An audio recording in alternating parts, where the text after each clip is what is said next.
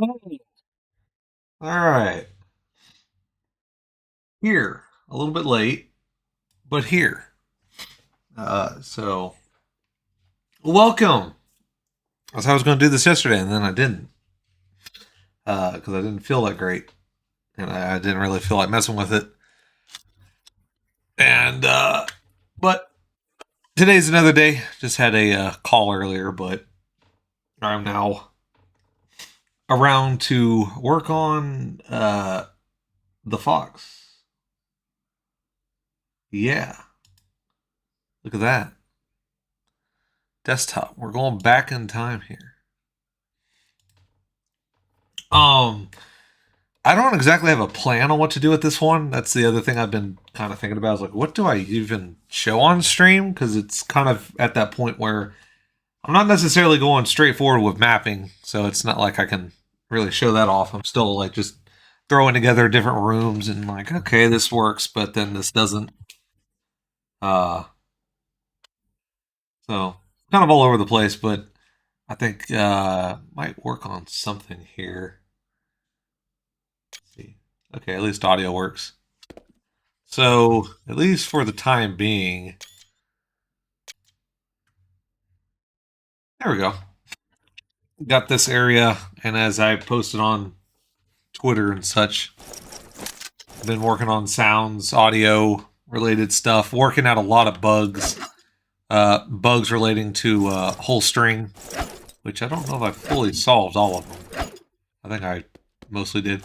But, like, it was mainly stuff I was aware of existing in the game. I just never I knew how to not make them occur, so I just avoided it. But obviously, if this is going to eventually get to a release, I have to iron all that out because I'd rather not start testing and then people just report bugs that I've already, been aware of. So I'm going to try to knock out as much as I can. I'll also say this: how many people in the stream? I know it's not a whole lot of y'all. But how many of y'all in the stream use Linux regularly as a desktop?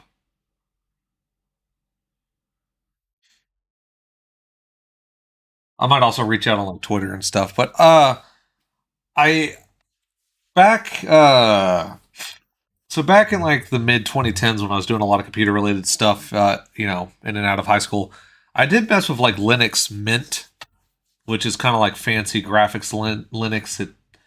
And then in college, I messed with Red Hat for Unix classes. So even though we had, oh wow, like clipping the audio, back that off. But we only mainly did it for the terminal. We never really used Red Hat for like the actual uh, operating system. But I'm curious on what people use because I might end up using Linux Mint again. I don't know. I said when I downloaded it, Linux Mint 11 was like the newest one, and now they're on like 22 or something like that, 23. But I want to make sure this game can at least run on Linux. I don't care about Mac and obviously Android. I don't care. I'm not going to be worried about that. But if I can have Linux work, next machine will be Linux. I'm going to be on 10 till the security updates in, and then I'll probably just stay on 10 and just not care because I don't. 11 seems kind of icky. And the worst part is I don't think it's going to be like 10 where it's suddenly going to get any better. I feel like it's going to be crap. Imagine gaming on a Mac still. Oh, hang on. I should also, just in case.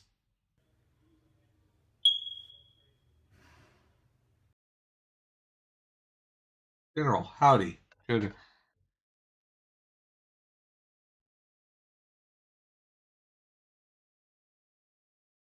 All right.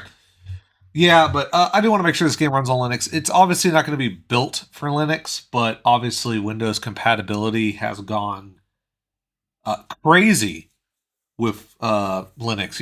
It basically runs everything. And I saw people running Quake on the Steam Deck, which I know is Linux based, but it uses I think it was Proton for the compatibility layer. But people said it ran fine, so I assume uh, this will run on Linux. I don't see why it wouldn't, but I just want to make sure everyone can play it, at least on a PC. I know I get those comments from people who are like, "Oh, could it come on like Xbox or something?" I'm like, no, I really doubt that. I I mean, look, no, the PC game. I'm sorry, I highly doubt you'll ever see this on like a store shelf, or even as like a digital download on like fucking PSN or something. No, hate to say, I'm not that hopeful it would ever get that big. But also, just the engine it's using. I just don't know if anyone ever packaging up a Quake engine based game like that. Anyways, where was I? Getting back to it. So I guess I could demonstrate to y'all here. So obviously, I said I got sound switching between weapons. I don't have the grenade launcher or lightning gun back in. For the demo, I don't know if I'll include them because they're not done for one, but for two, I figured that these three weapons are going to be your main three that, like, similar to Jack and Daxter, you're going to use these for 90% of your combat, and that the other two are going to be, like, the lightning gun might be good crowd control since it'll be basically the rapid fire game gun of the game, and then obviously the grenade launcher is like in game, blows everything up. You know, nothing's really a threat anymore.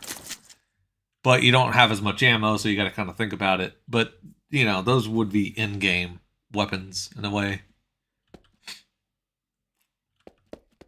But anyways, main thing has just been updating this. I fixed decals; they were broken, but they're fixed. So, like, for one thing, is obviously he doesn't just shoot anymore to shoot.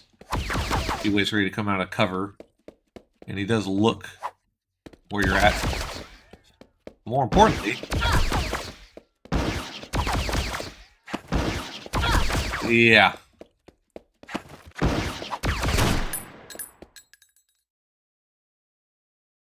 He has to be killed with something other than melee, because it's not going to work. He'll just knock you back and punish you for doing it. The other thing I have going on with him is I set up like a wall to where you can't, you know, just go past them, but obviously as you once you defeat them, you can pass. It's very simple, just a funk wall that deletes itself or gets told to be deleted by the antelope character.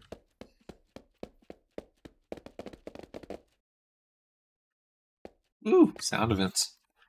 I do have like a couple other things. As I said, the state of everything is quite a mess.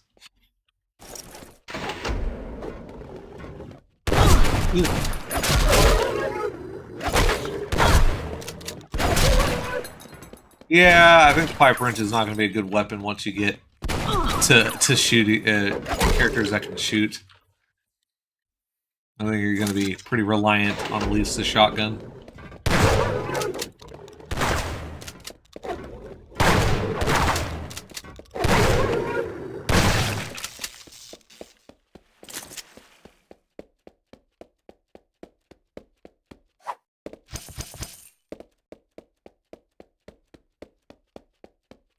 Little glow sprites as well for all the...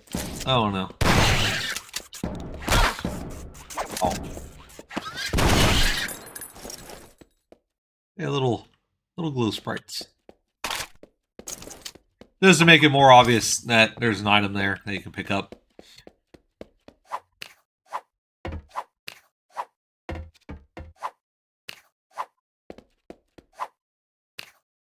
Also have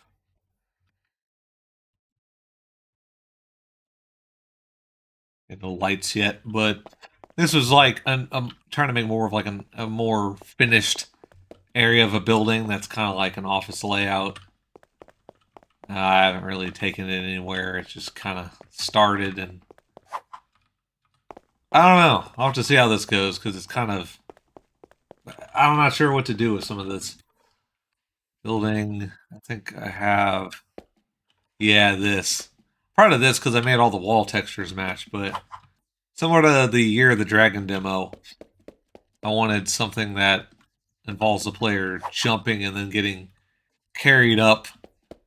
But obviously, one thing I do want to do with this game that I didn't even do with Year of the Dragon that much was you got to make your pathways big enough to, fit the character and the camera. So most of the vents that you'll be in are going to be 2 of these tall, at least. That was part of it, just me figuring out how I'm going to scale a lot of this. Whee! But what to work on? So, I don't know. I got controller support I need to add. Controller one time. There it goes. Because, actually, if I turn on the webcam, where's the webcam running? So if I turn on the webcam and reroute it this way. Yeah.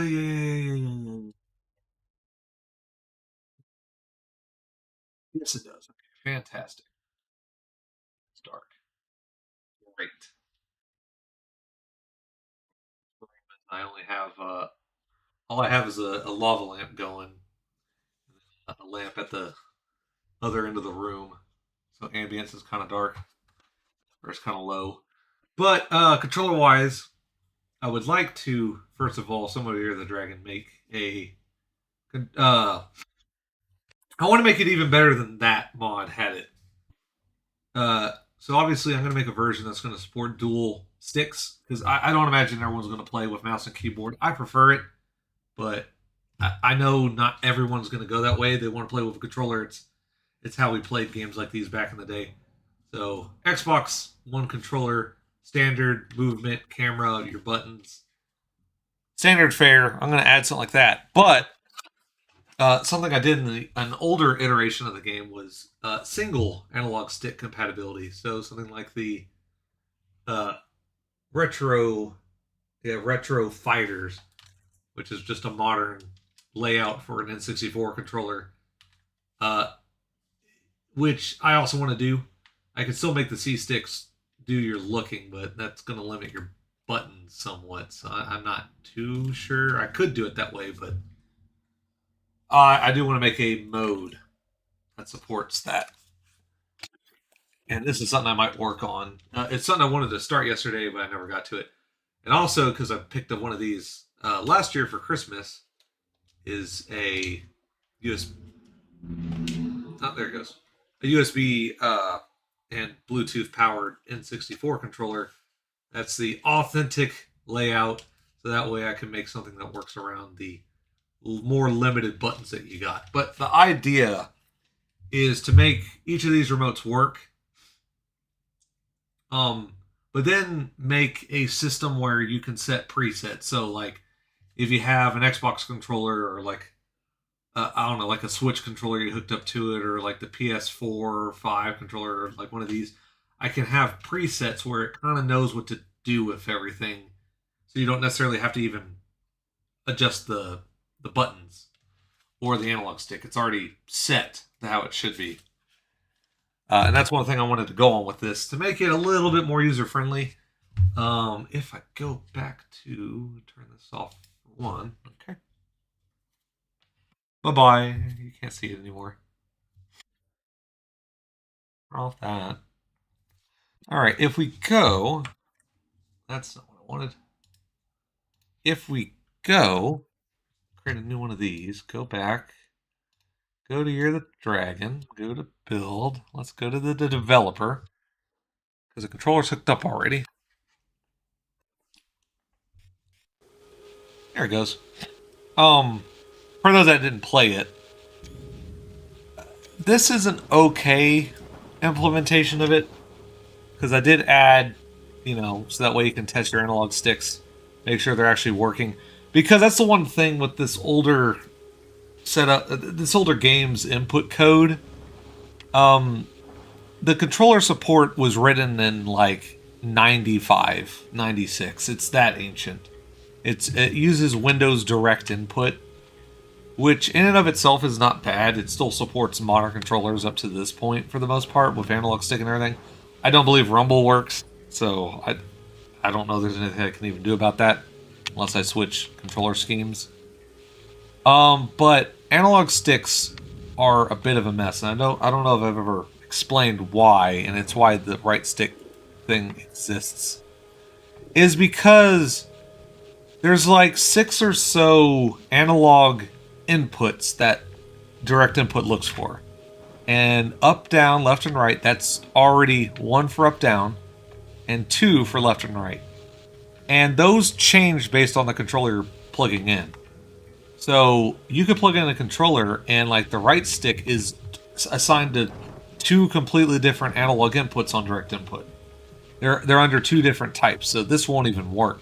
And this could be different as well. It's up in the air. There's no consistency for the most part. Besides, I think the left stick. That seems to usually be always 0 and 1.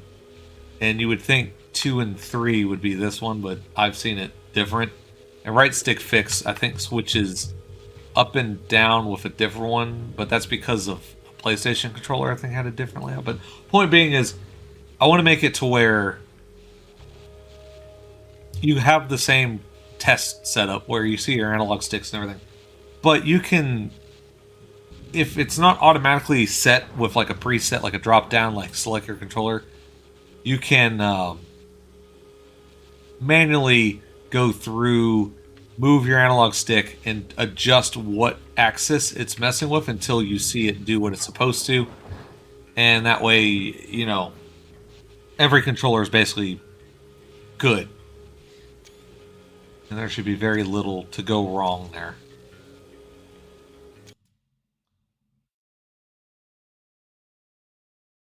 Whee! Because mouse and keyboard alright, but there's something about, you know, analog sticks and a controller. It's very much of it. Anyways, all those tangents went on, but that's sort of the stuff I need to work on, because I want all of this, well, controller-wise, I at least want it fully functional by the demo, but I don't know if all the presets and everything will exist, but my iteration of it, I want to be in-game by then. I think the other thing I got going on is media. Oh, you saw what I did there. No mistake. Menu. No one else has said anything. I guess no one. Anyways, this is also kind of what I want the menu to look like. I posted these as well for those who haven't seen them. Which, again, it's a very basic, it's super basic, but I mean, functionality over form. I need it to do its job. It's got nothing to add. Okay. I just need it to do its job and to look like something, you know? Obviously, the Zash Half-Life 1 like menu thing that they... No, I don't want that. I don't want that. It's not going to work. I want it to not be... The more Valve Half-Life that can get ripped out of this, the better. And obviously, I'm going to probably reference what I did here, because as you can see, well, look at that. Logo at the top, and you got your buttons, and it like this customize area. This is what I want to do. So I'll probably end up copying this code, just because it, you know, it's okay. Thank you. Hello. It already, you know, it's set up. Works.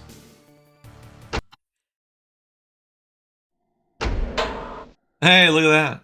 I modified the start map to do the... It's awesome. Never put it back. And I guess, actually, let me go back to Year of the Dragon real quick. I will say as well,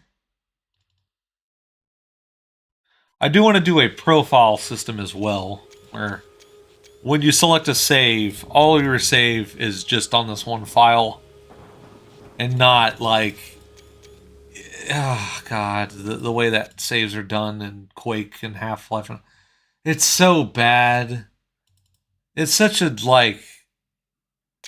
Look at it.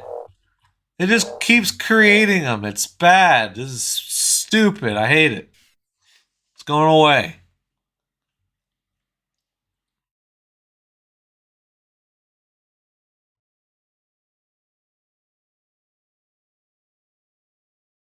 I think the other thing I need to, I do want to do with this is when you do a, when you do save, like let's say you're in a level and you reach like a midway point, and it saves the game. I do want it to, instead of saving the player at the save location, like right where you were at when it hit save, I do want to put in respawn points. Well, I think the system is good for a lot of different games. I don't think it works with this because it's just that I don't like a game where you can just save whenever you want. Like at and where you save is exactly where you're going to respawn. I feel like with certain games it kind of takes away from the idea that the challenge can be removed and that you can just keep respawning at these exact points whenever you want. And if you don't want to override a save, well, fine. You can just make a billion fucking saves. Who cares? I feel like there is something to having saves at checkpoints and having respawn points based on those checkpoints where you have to abide by the game's set rules in that way. Again, it's not for every game, but I want it to be in this one. That's what a lot of these games had, and I think that's fair. Only thing I'm not going to do is lives. I mean, a lot of games by the 2000s are already going away from that. I think they're stupid. I think, you know, they can go bye-bye. We don't need save. We don't need lives no more. Oh yeah, the other thing I did was I made it to where it finally no lives. Well, yeah, there wasn't lives in Quake anyways, but I'm not putting them back. Like I'm not going to add it. People ask about that because it's a platformer and it's kind of like it's still kind of a thing to ask with platformers. You never know. No lives. You just keep respawning until you do it right or you quit. Very simple.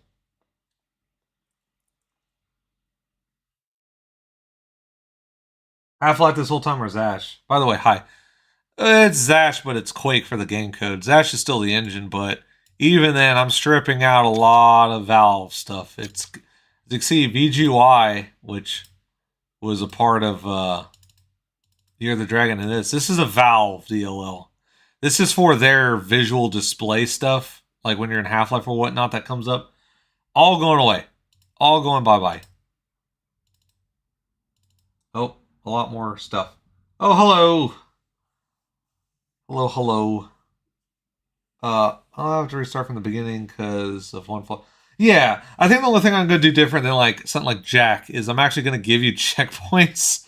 Jack 2 loves to have very generous checkpoints and then also have none depending on the mission.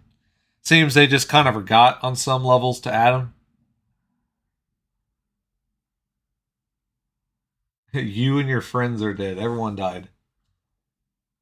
Uh, yeah. I mean, there's a lot. I'll put it this way: you're not playing. I don't think this will load a Quake level. To be honest, I don't think it'll load a Quake level anymore. I think because I messed with the collision stuff too much, it'll just refuse to load it. But we can find that out real quick. Here you go. See if it loads E1M1. I doubt it. It might though. Might still load it. Nope. Nope. And it's not going to load Half-Life. Do I have a Half-Life level in here still at all? I don't think I... Yeah, I do. Yeah. Not happening. Not happening. You can't do it. It's not the same thing. They're different. You can play that damn Fox levels in this game, or you can make your own with the map compilers and play them in this, and that's it. You because I had to because the collision's different. It's just not the same. It's a little bit different, and I had to do that because you know you well I demonstrated it. I don't know if it's uh I can't spell anymore. No, it was test monster. Bad. I can use this keyboard ever in my life. So I wish I could. Could I? No, it's not going to draw it the way. People will find a way to port. Well, I mean, you could decompile them and then recompile them, or you could take like the Half-Life 1 map sources or the Quake map sources and compile them. But that's because you're putting them into the map format that this uses. Like you're just, I don't know. That's not exactly like just taking the maps and contents and dropping them in and oh look, it works. You got to make it work in this game. Because if you use that Quake or the Half-Life map format as is, Cam would immediately fall through the world. She would do that. Because her collision is not the same anymore. So she uses an 8x8. So right here is an 8x8. She's an 8x8 block. Okay? NPCs... I don't know why I froze. There you go. NPCs are 16x16. These are 8x8 as well. But if I go to here, these guys are 16x16. They're different. I had to add that. I had to add this collision because there's not enough collision. There's not enough set collision sizes in Quake's map format for all of these. I had to add some. Hexen and Hexen 2 does the same thing, where it just added a ton of different collision sizes for everything. Half-Life added one collision size over Quake for ducking. So when you're ducked, that's actually a custom size added by Valve just for that.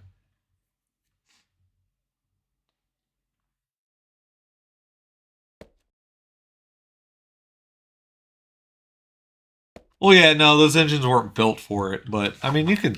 I mean, I guess with Year of the Dragon and everything in this, I mean, you can do it. It's probably not the most ideal because again, you're dealing with boxes and not like pills or cylinders or anything. And I don't know. I mean, it's not perfect, but I'm used to this engine and I know what to do with it, and it works.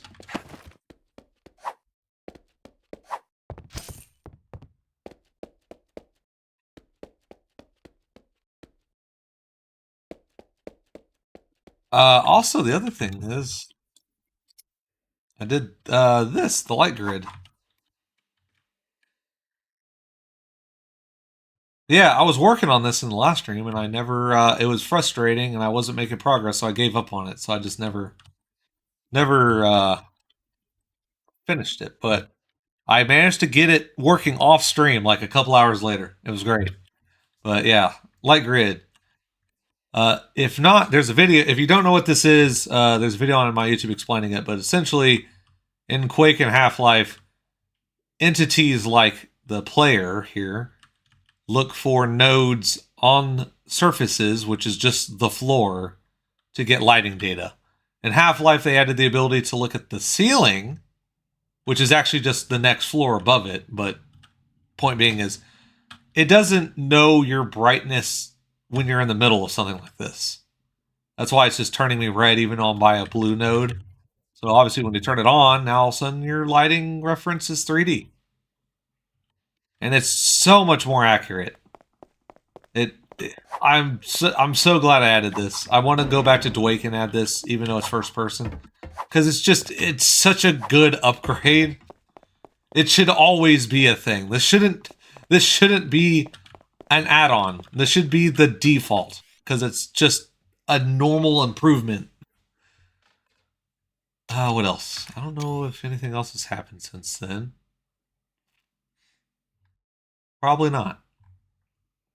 I don't think so. Oh, that was to make these have slightly different idols. But I think I showed this off as well on stream. I think this existed by then. Which is a little Subway test of like, kind of making something, seeing if it goes anywhere. This would be for the city. For scale, I have that, and I have some of the props. Oh yeah, I took a photo of all the props that I made.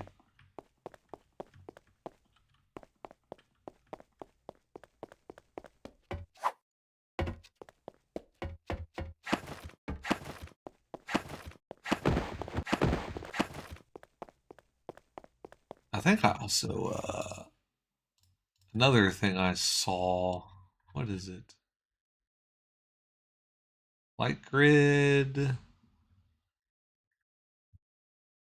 Surflight, which is another very technical thing. But it essentially, a buddy of mine that I've known for years, Slarty Barty, has worked with Eric W. tools before and Quake and whatnot. And he had some improvements he added to Eric W., especially with surface lights, which allows for one, basically, even though this is a bigger set of surface lights than this one, it doesn't overcast or like overbright this area. That's what the old version of Eric W would do. It'd make this area like the surface of the sun. But now it's equal proportion based on the scale. But also it uses a an actual bounce rate, you know, an actual light casting instead of just like a direct approximation, and that's kind of it. So it leads to a lot better lighting, which I'm a fan of. So I like the darkness and put on a public domain film or on a TV. I mean, like, I could, but here's the only problem. This world is animal, so like, what am I gonna do there? Like, I don't know, just take like the '70s Robin Hood Disney film and just make it black and white and put it on a TV and hope they don't notice. Like, I can't. I have to make the. I imagine pop culture on the TV's got to be animal. It can't be human. It's not that kind of a thing. Yeah, that's the only problem when you that I will say that is the downside to making a game with animal characters is everything's got to be animal. Like, you can't, unless you just do like the bad guys and just ignore that and don't explain it. Yeah, why are there humans and animals? Don't worry about it. Don't ask questions. Just enjoy the media. Which I guess you could do, but I'm not doing that. I'd have to make, like, if I do like, let's say I made like a bunch of music albums. Like, I could base it on like Alice in Chains and like Journey and stuff, but I got to make them like, if the band members are in it, like, they got to be animals. They can't be human. Sitting. Oh yeah, I could do Steamboat Willie. That's a public domain now. I can do that. I could actually do that, and I wouldn't get in trouble. Well, with the character, I don't think I could just put the film in the corner. Is the film public domain now as well, like his original film, or like the very original film of Steamboat Willie, or is it just the character? Because that matters. If it's only the character, then the movie's still owned by Disney. I can't just do that. I think the movie is as well, like the original film, but I don't know. Yeah, the original Steamboat Willie is public domain. So the original film.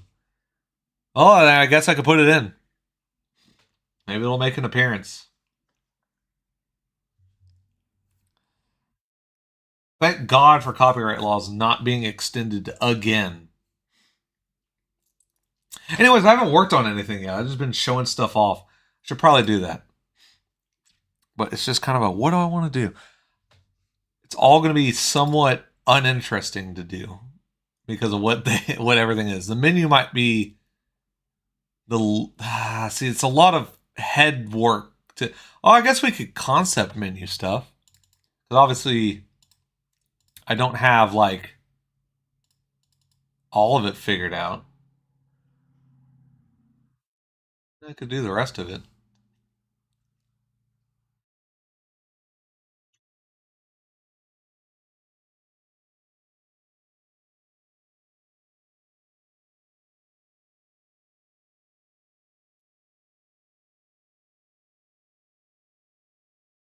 Oh, it's just a thing of what to do.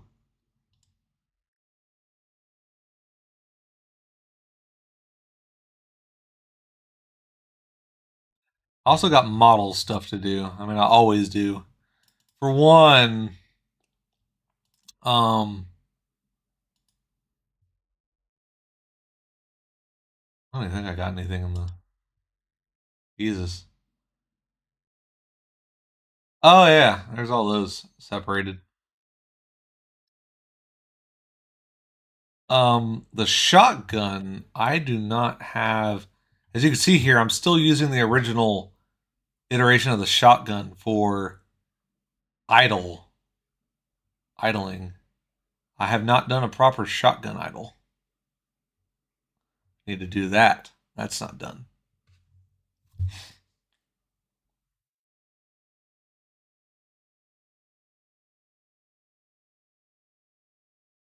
Which I could do that real quick. I mean, that's an easy enough thing to do. I guess you could see me. I mean, it's a boring animation. It's just an idle, but it needs to be done. Because, and the reason being, let me show y'all. The shotgun, like this is the original animation from the older version of Foxcam. As you can see, I don't know, I wasn't very happy looking back at it. I don't know, it seems a bit like leaned over to the right too much. And the gun changes position. I had it like further back. Yeah, see, right there.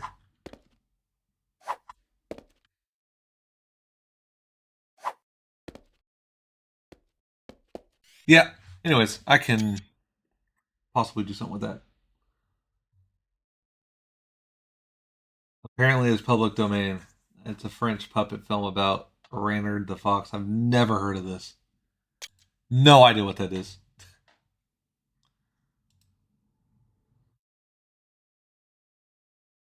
What is base?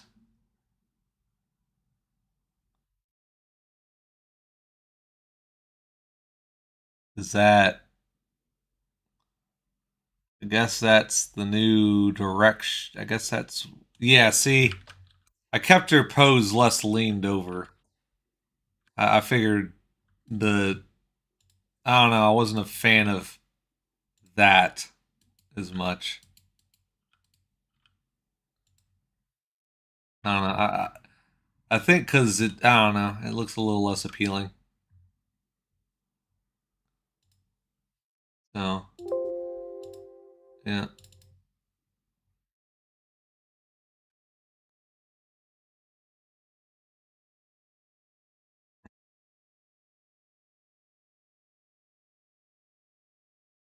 My endeavors modding Half-Life, I made a map over the course of a year.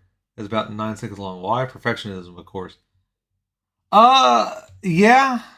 See, that's the one thing I will say that is going to be somewhat difficult with making something is, um, it's that, uh,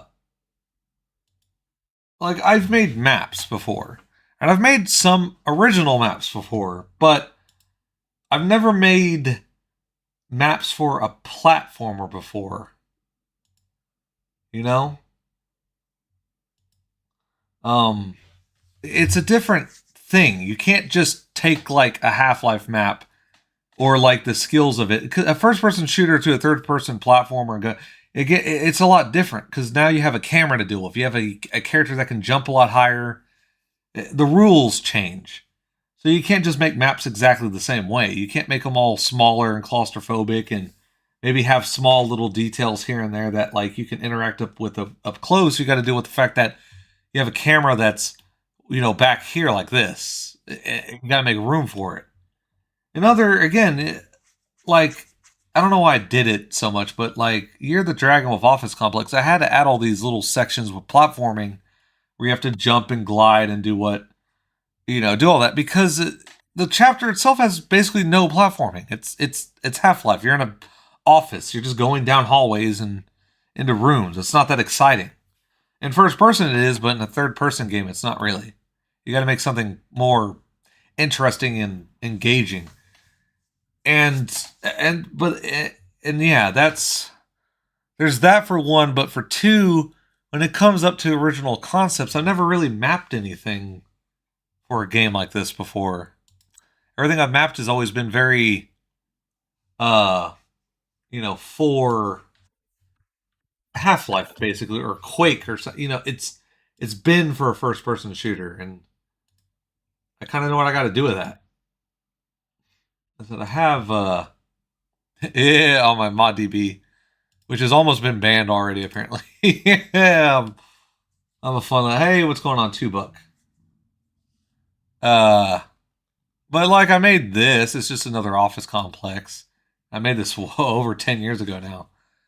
But like I threw this together. It's eh. I mean, yeah, it was 10 years ago. Who really cares? But like you wouldn't do a platformer in this. It's not that exciting. It's kind of eh. It's kind of eh. Eh. I got a ping in that damn fox. Oh,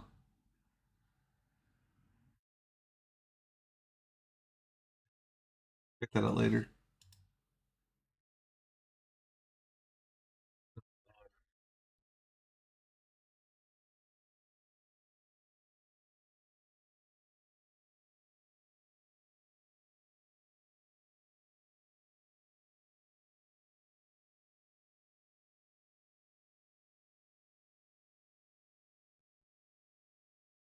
Making a Half-Life beta mod. How could you? In the big year of 2025.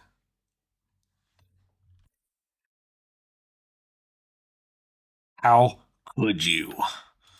We all agreed to move on and make. I can't think of something. We all agreed to move on and make Doom beta mods. What are you doing?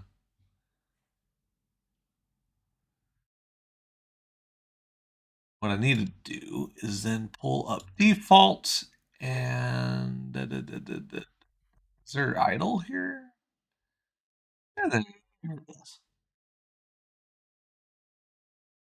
See, she still got on the old outfit. That's how old this is. The one that I'm not even using much anymore. How fucking ancient this shit is.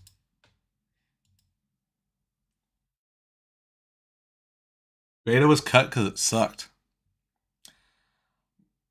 For most games, I would say that's true for Half-Life and Valve. A lot of it is because overambition. Overambition. Uh, hello? Hello? Excuse me? Fuck? Where'd you... Wait, am I on the wrong thing? Where am I at? Oh, shit. Why... Why the graph not showing up? What the fuck? Hello? I'm confused. Where the graph points go? There's that one. I zoomed out way too far. Okay, there they are. What happened? Where'd y'all go? What the fuck happened? How can I see any of y'all? Are y'all here now? Hi.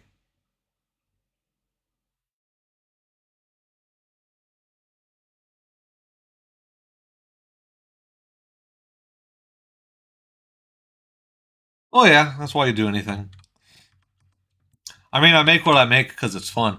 I see too many of these posts on Twitter now fucking blue checkmarked ass fucking posts that are like, when you do game dev, make sure you don't do this and don't do it.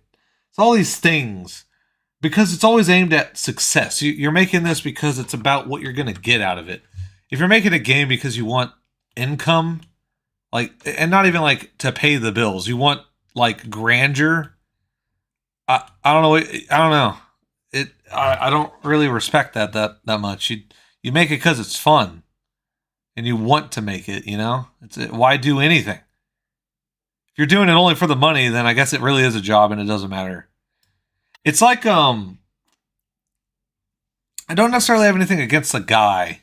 I'll leave him unnamed here, but I remember seeing a post on there about like you don't want to make like your one and only game like your big magnum opus thing.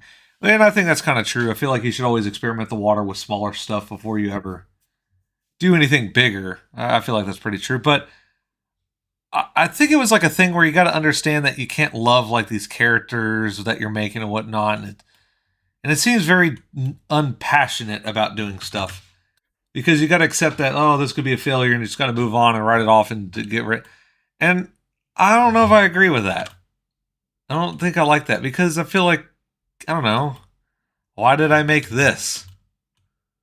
To just be like, yeah, it doesn't matter. I throw it out if it doesn't. It's like that. I don't know. I feel like there should be more respect there than that. Okay, where did I copy this at? I copied it at 30. Well, it's not that fails have a following, but I think it's also, well, what's considered a failure? If people download it and play it, but it's not like million number players, and it only gets like 120. You know, you got to think of what do you consider a success to begin with?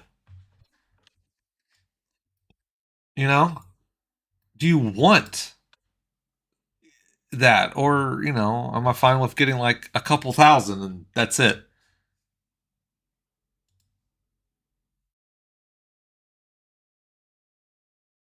Delete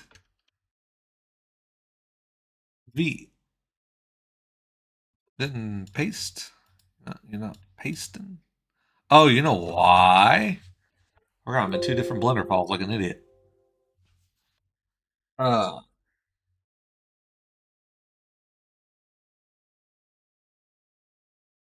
the only reason I don't do copyrighted videos, I mean copyrighted music, is because at this point YouTube just shoots everything down.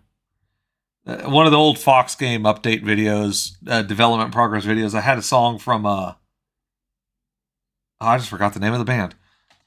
Anyways, I had a song from them, and it made it over a year without an issue. And then all of a sudden, they're like, "Yeah, it's not only like copyrighted, but we decided to like block it everywhere. Like every country can't play it, which is really good. Glad that happened.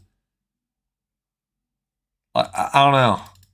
It's just kind of like, no, I don't know, it kind of shit annoys me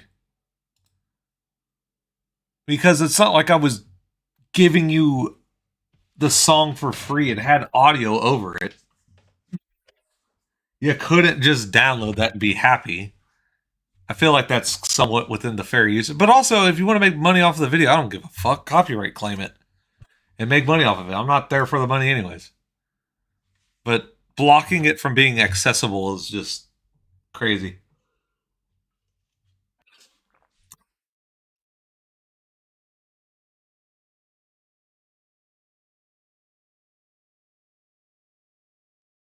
Speaking of music, at some point I need to get someone hired on to do music for this game so I can use that. If you're someone that like has a band or can make music like a band and it sounds like 90s grunge or post grunge, that'd be great. Hit me up. It's a paid venture. You will make music for money.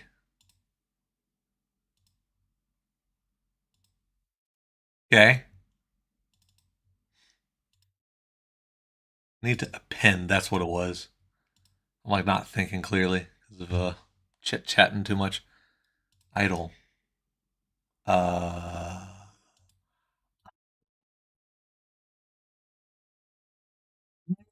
Boy. Boy. Just the armature. There we go.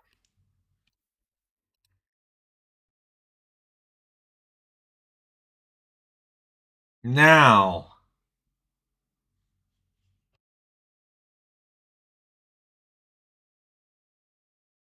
I hate when they say unalive.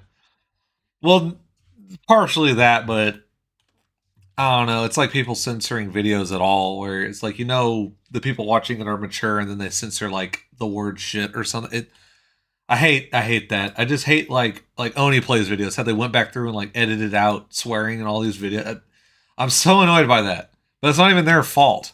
It's just because YouTube keeps like doing this shit. Where they're like, yeah, you can't do that. Actually, we don't want you to do that. Actually, it'd be great if you stopped doing that. Could you not do that? Like because YouTube changes the rules every fucking second. They're like Valve. The rules don't stay the same.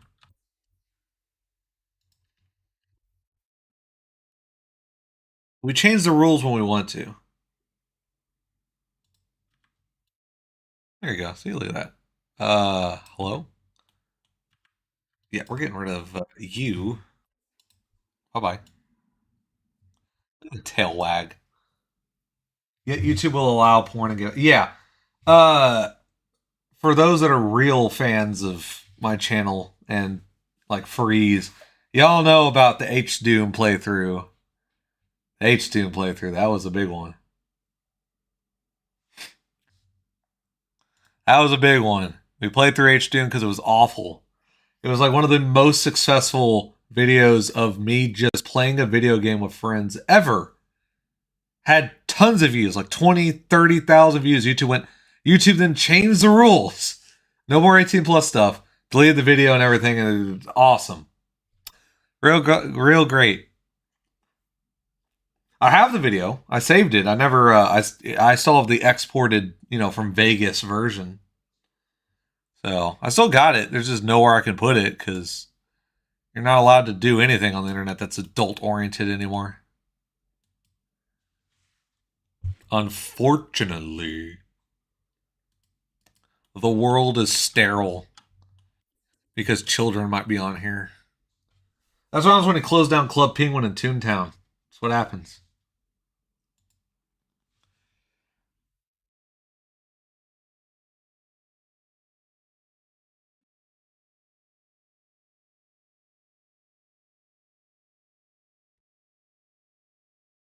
Actually, speaking of Toontown, I watched that video from that one of the main guys behind it that explained like the Penguin 3D model and whatnot. And well, you don't need to do anything. If parents were just parents and like made their kids not go on the internet and do stupid shit at a young age, we wouldn't be here.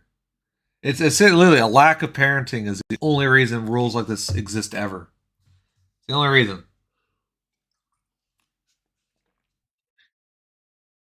That's the only reason. So this is at the peak. So we'll do selected bone here and here and here. Then here we'll move it down about the same.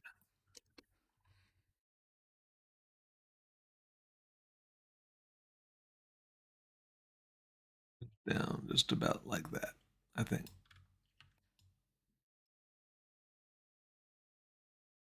I like to spam the copy button to make sure that it worked.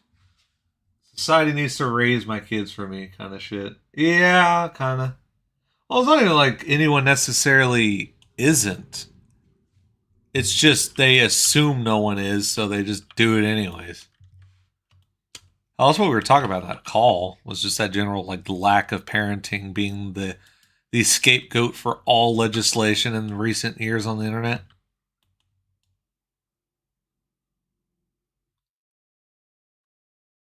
I mean, when you think about it, that's pretty much it.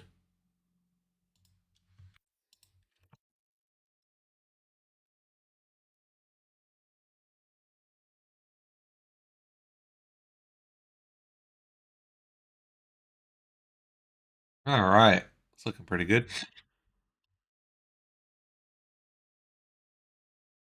I can also copy these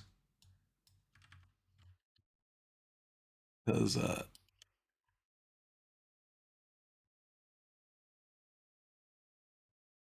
well, these are identical.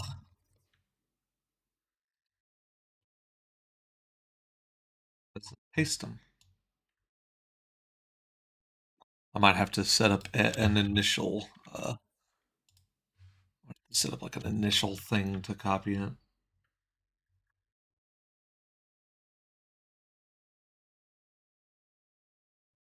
There we go. That's yeah. It just takes that crap to.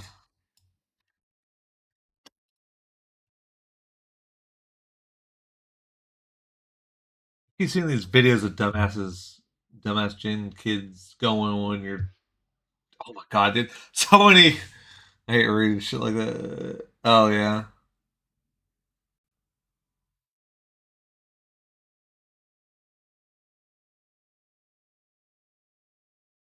It's like that. What was that? It was like that image. That was like, oh yeah, Gen Z doesn't know about this, and it was like a blockbuster. Something. It's like I don't know. I forgot when the generations were, but it's no. They. I think they were around for it. I think a lot of people were around for it. At least remember it.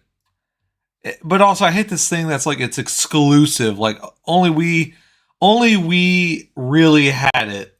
Therefore, no one else had it, and therefore, you're not allowed to want it. You know, it's a real crazy thing. That my favorite thing with like Blockbuster Video is how long it didn't last. Like I thought that thing was around for a while, but then you realize VHS came in at the end of the '70s, and Blockbuster was in the mid '80s. When you think about mid '80s, mid '90s, mid 2000s, and by 2010, that shit was gone in most areas. Like that wasn't a very fucking long time. That shit blew up extremely popular and then faded away really slowly. A very unfortunate thing. But that's how it be.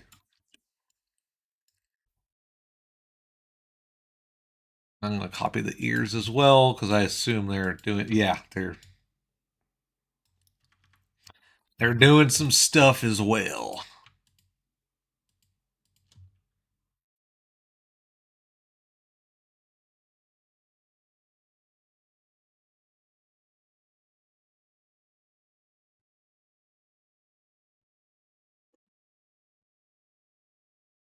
There you go. So far we got a little bit of movement here. I don't know why it's playing ridiculously slowly, but let's fix that. There we go. Pretty good.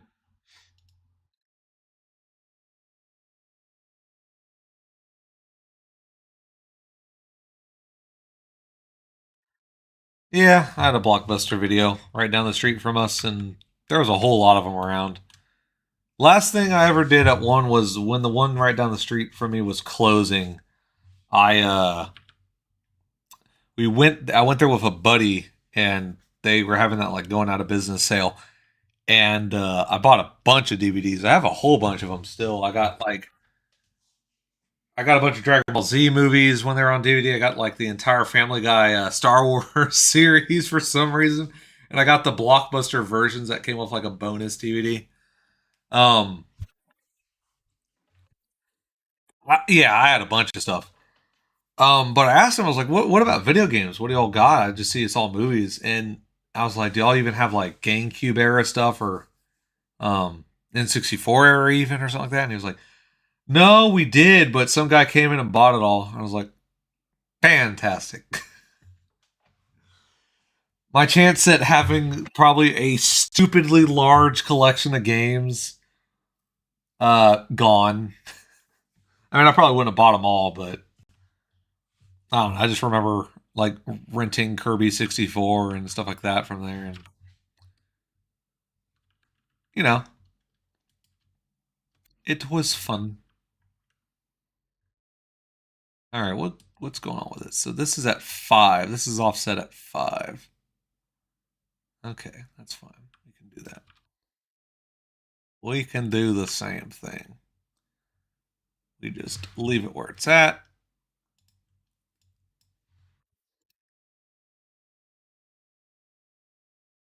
These we just bring down a bit. Just a little bit of squash and stretch. Not a whole lot, just a little bit. It adds just a little bit more character to the animation. Makes it feel a little bit more alive, even though in real life squash and stretch is, if you're being squashed and stretched, you're probably not where you should be. You should probably evacuate. You know?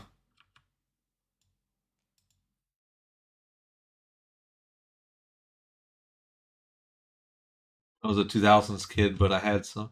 Well, it says my brother was a 2000, little brother was a 2000s kid, and experienced Blockbuster. I mean, it was still around for at least 10 years. You know, actually, really 2012, so 12 years at least around us. A lot of, I had the same kind of thing. One of our neighbors 2 doors down, when he was going to college, he gave us a bunch of his N64 games, which we all still have. We never got rid of any of that. M, welcome M to the server. I just see that obviously it's censoring it because of streaming. Born in '94, same year. I'm also 94.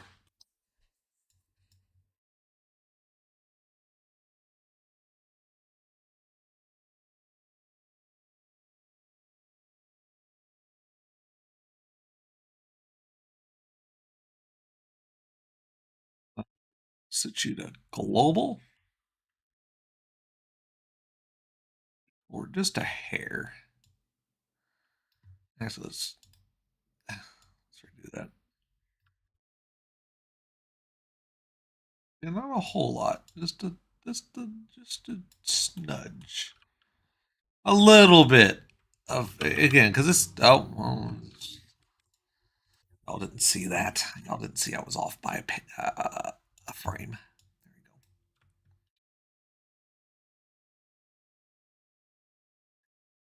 Y'all didn't see I was actually off by a frame twice. Y'all didn't see that.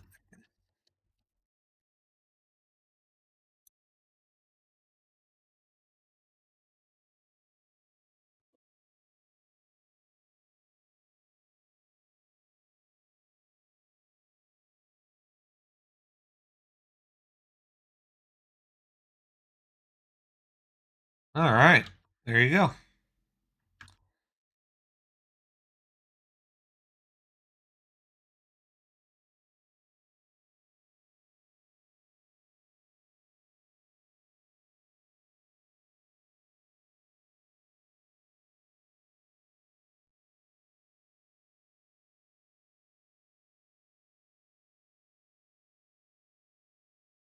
Yep. I said I was actually going to go crazy with expression where like angry when actively shooting and then it calms down. It was just too much to deal with, so I'm just going to do angry when a gun's out or a weapon's drawn, and then not angry when, you know, not. Now I get to animate the fun part, which is the gun. Animate that now. Where's that? That's that. That's not that. That's that's not that either. Come on. I see it. There it is. All right. Obviously, we're going to be dealing with the same kind of thing. Oh, I need a keying set right there, there, and there. We'll offset it after. Should just be down. Yeah, we'll bring her down a hair. And it ain't gonna be too much. It's a very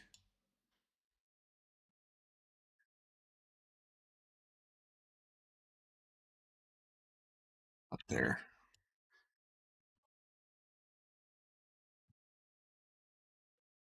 Make it cyclic. It's all set. There you go. See, look at that.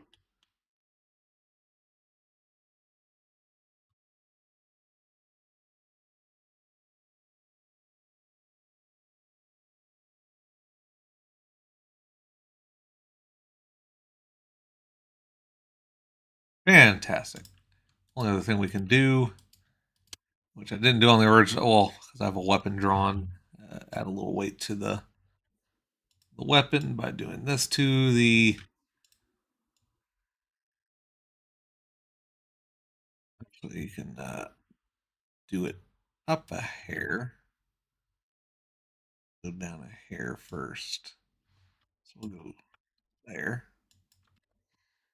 there, and we can raise this one up a hair like that.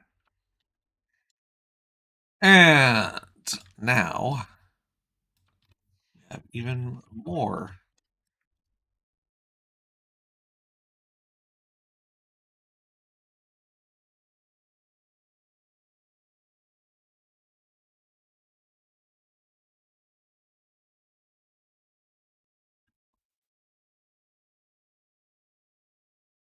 Ugh, wrong one to move.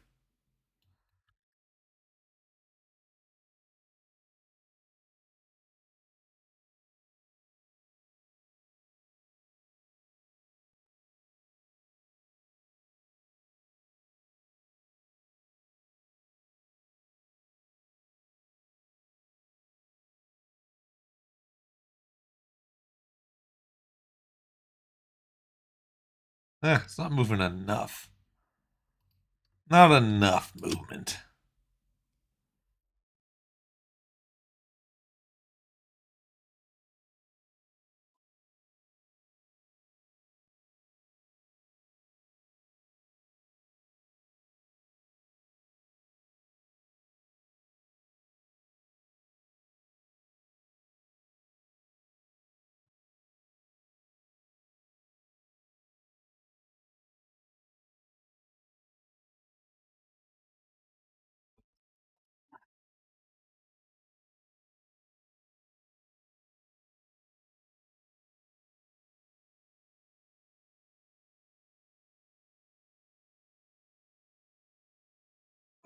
A little bit of tilt too. Whoa, whoa, whoa, whoa, whoa. What's going on here?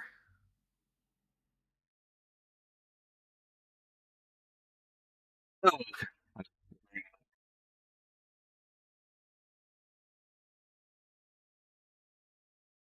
I think too many people use Blender 2.79. I don't know why. Because I'm stubborn and stupid and don't want to learn anything new. I have the newest Blender downloaded. I have 279. I have 2.8 portable, uh, like a version 3 portable, like a 3.2 or something like that. I can't remember. And then the newest one, which is 4.5, I think now. I have them. I mess with them still, like especially if like I'm helping someone out with like a project or something like that, and obviously I can't open it in 2.79 because it won't load that, and if I load it in that, it's going to be broken when it goes back. So yes, I have those. I mess with them; they're fine. I just don't. With old stuff like this, I feel like this works fine. 2.79 works just fine with this. Newer Blender has its pros. Obviously, it has modern plugin support, and there's obviously been, since 2.79, there has been a lot of plugins that have come out to help with things like retopology and whatnot. That is good, but obviously it's for newer Blender, so you got a lot of pros going for you. Also, Blender itself has a lot more sophistication since this version. I've seen it. I don't benefit from most of it, so I'm not going to worry about it. But I'm not against anyone that uses the newest one. Trust me, if you want to learn Blender and never have, download the newest one. Do not go back in time. It is pointless. You will enjoy 5.0 if that's coming soon. You will enjoy 5.0 way more than this one if you're learning from a start. Okay? Do not do this unless you are very stubborn.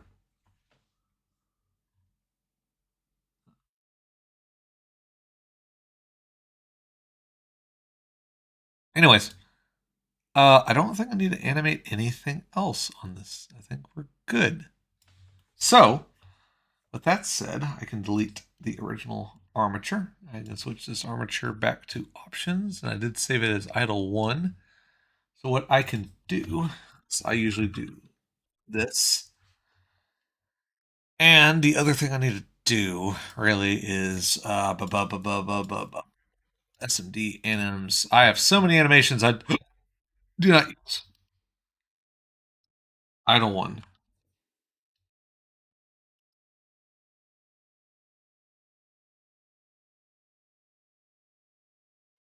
That is what's going to be. SMD. None of those export. Fantastic. We're already great. We're back. Save. So now what I can do,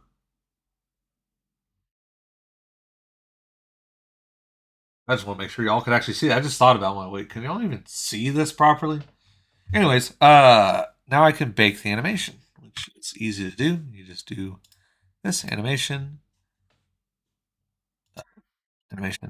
bake. I like to do these. You can iterate it. I don't care. I can still make it all cyclic, even though it doesn't matter. And then export that. And there we go. And then to remember, don't save. I tell you what, don't save, man. That's a bad idea. It's a bad idea right there. Oh, hang on real quick.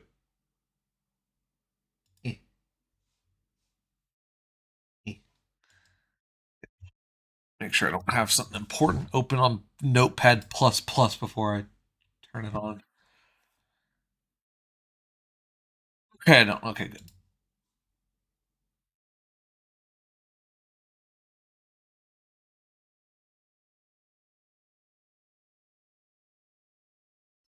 Player shared. Drag that over there. That one's important. Okay. So, shotgun. Shotgun. The shotgun. How is it compared to, let's say this one, 25 loop? Looks about the same. It looks about the same. Let's compiler. Hooray!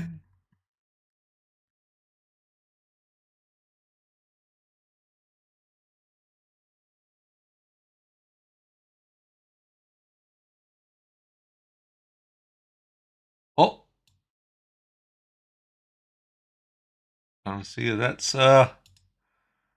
good.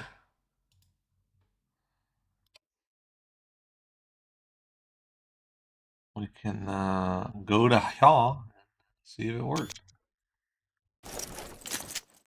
No, it didn't.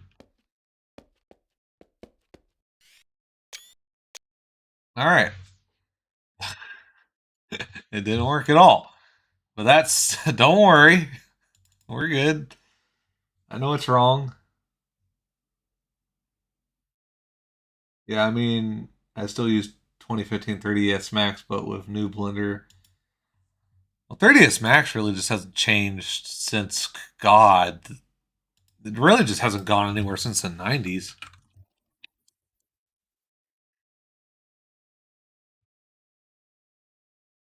Yeah, see all these right here? Gotta get rid of that one in there. Get rid of that one in there. That'll do it. That's what I get for looking up sequences by the name and not by like any kind of reference. Oh, there's another one. There's another one. Come on. You find that interesting? I use Milkshake 30. Well, see, now that one, I don't know why you're doing that. I don't know what you can gain out of Milkshake 3D at this point. I really don't. Because KHED does most of that in a more modern way. I don't know. I just don't see the like Milkshake is cool and all. Like I even used it for a while, but God damn, if it is a very limiting program. Like it actually, like I put it this way, I feel like it stunts progression because it's that inefficient.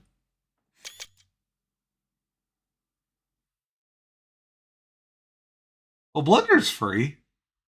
Blender's free as what? Blender's free. You ain't gotta pay for that. There we go. There we go. See, now she got a proper. There we go. Now she doesn't randomly go into a different pose when stopped.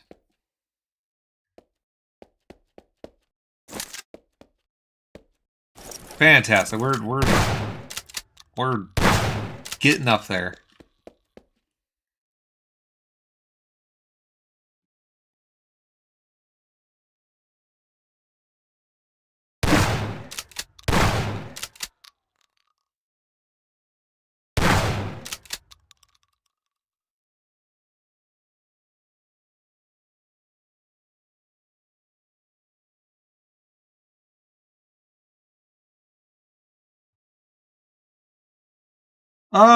I mean, yeah, I kind of agree. Hard to use. I would put it more like it. It's not necessarily hard to use, but it has a learning curve. Like you can't just download Blender and start going with it. But then again, you really can't do that with Milkshake. You had to learn how to use it. You had to learn how to use it, but I'll put it this way, Blender will make like once you figure. I put it this way: it's like with a Fox in Space with the creator of that going from the tools he used before, and then into Blender. It took him a while to learn Blender in and in out and figure it all out. Even figure out the bugs with the grease pencil tool, get those patched out and figure, But even as you said, the speed at which he can create now because of the fact that everything is done in one thing, one tool, it it does, it makes a big difference. It's like that. I forgot what it's called, but it's basically saying like if you were to load up a bunch of embryos on a ship and then send it out to like a new Earth-like planet, a spaceship sent in the future, which could travel even faster, will pass it on the way there with people that are still alive or like that are currently living. It's what like one of those generation ship or something. Yeah, it's like that where I feel like the amount of time saved will eventually outrun the this is easier to use.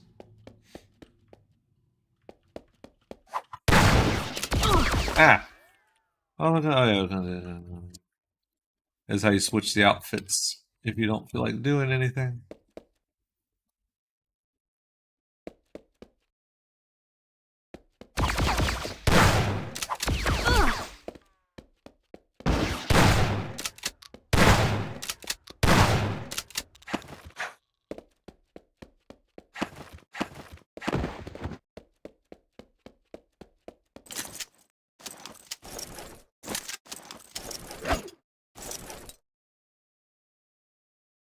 Where do the weapons go when they're not being used, huh? Explain that, gamers. All right, well, I got that done. I did one thing on stream. What else? What else should I do?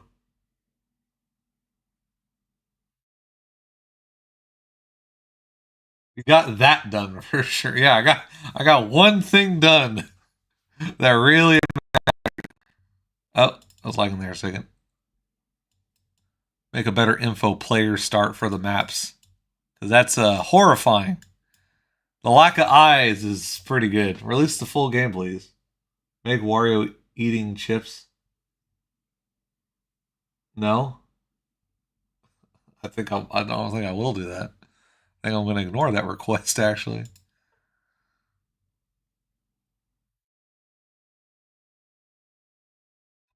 I don't know. I got a lot of.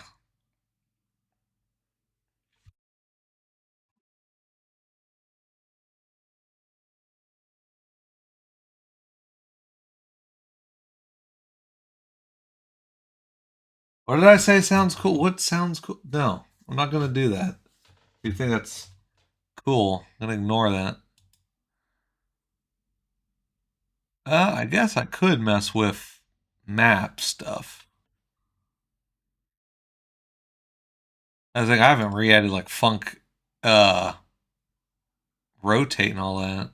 So I'm debating on just making them models because I don't necessarily need funk rotate and all that to be like re-added. They don't do anything for me.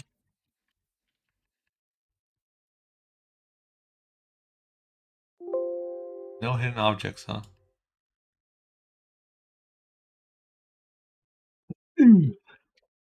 Actually, you know what I'm gonna do? I'm gonna get a drink. So I'll be right back. I am thirsty.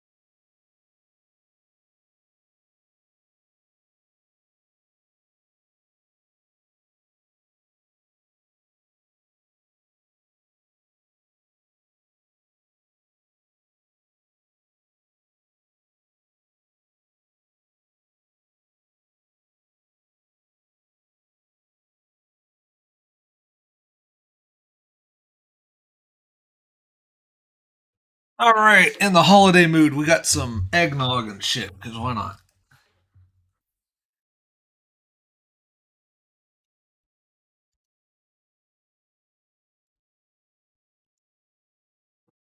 We got Hershey Kisses as well. We're getting fucking crazy now on a Wednesday night. Oh, I guess I should mention. I guess because I can talk about whatever I want. Because it's my stream. Um, had someone hack into my fucking Spotify while I was at work the other day. Yesterday actually. Thinking about it, I was I usually have Spotify going on an earbud while I'm working on stuff, and throughout the day I'll have it on and off. But yeah, I was listening to something. Email didn't go off, which was the fun part, telling me that someone logged in from somewhere else. But I was listening to something around 2 o'clock, and all of a sudden it muted. I was like, "What the fuck?" And I pull up my phone, and I see it switched to a different, like some electronic music of some kind, and it switched to like a Chromecast, and I was like, "What the fuck is this?" Oh yeah, see how it makes me? Yeah, see how often I have to log in? Yeah, yeah. I'm not gonna log in right now, but I was gonna log in to show y'all. But they were listening to some crap, and they logged in from Turkey. Well, I know where they came from at least. That over there. But they logged in. I switched it back to mine. Then it switched back to theirs. I'm like, okay, someone got into my they got, So I was like, okay, so what do I do? Well, let me change my password. Okay. But I was like, and then I changed my password and I switched it back to me, and then it switched back again. I'm like, oh wait, what the fuck? Like they're still in Spotify even though I changed the password. So I had to go through it, and I had to do it on. I had to go on my phone and switch it to desktop internet browser mode, because on the app you can't even do this as far as I'm aware. But I needed to find the sign out on all devices option, because a lot of websites have that now. I couldn't find it unless I was on there, and I did it, and obviously then it kicked them out, and obviously I changed my password and shit. I'm not sure how they got it because they didn't get in through my email. Um, because I figured they would have just, if they knew my email, they would have just sent another, like account recovery or something and got in again. If they did that. So I guess Spotify had a data breach because that's the only way they could have gotten it. Because my account's not like well known or anything. I don't do anything with it. I just listen to music. Oh no, I think passwords had to have leaked in like a data breach, and they were selling the accounts off. You know, so you could buy hacked accounts or something. Well, it ain't hacked no more. But I was just thinking about it. I'm like, it's super easy to deactivate those. So I was like, well, I guess I could just kill this Spotify account and just make another one. Who cares? It's not like they matter. So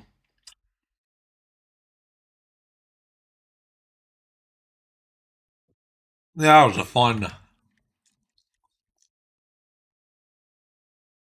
one thing to deal with on a Tuesday at work with no computer access. Really.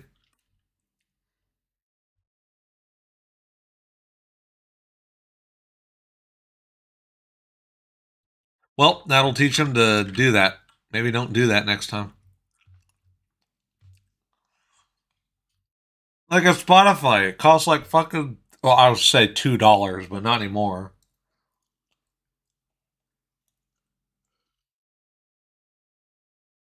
Costs like $7. Just go buy it. Like holy shit!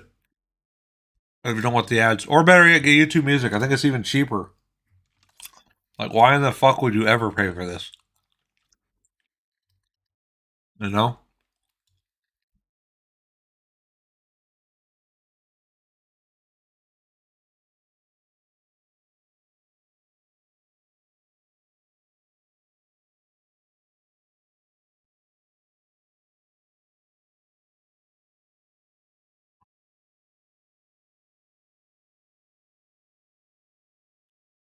Chocolate's pretty good. I will say,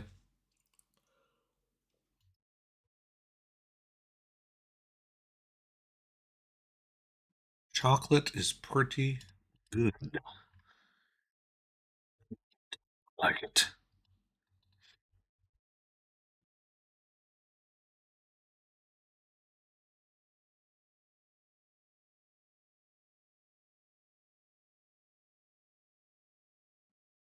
Was it in there? All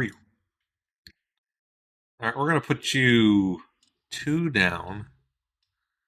You can go down like that. The outer bit.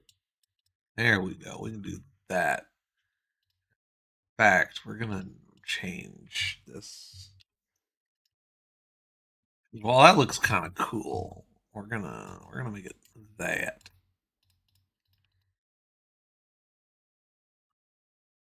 Yeah, that's the only thing. That's the other thing with game dev is you have to make all the textures yourself or buy texture packs, and that's what I did. I bought texture packs because fuck paying, fuck making everything. That's not happening. I don't have the ability to make everything. That would take way too much time. Ain't got the time. Well, there we go. Whoa, hey nerd, how's it hanging? Who the fuck you calling nerd, bro?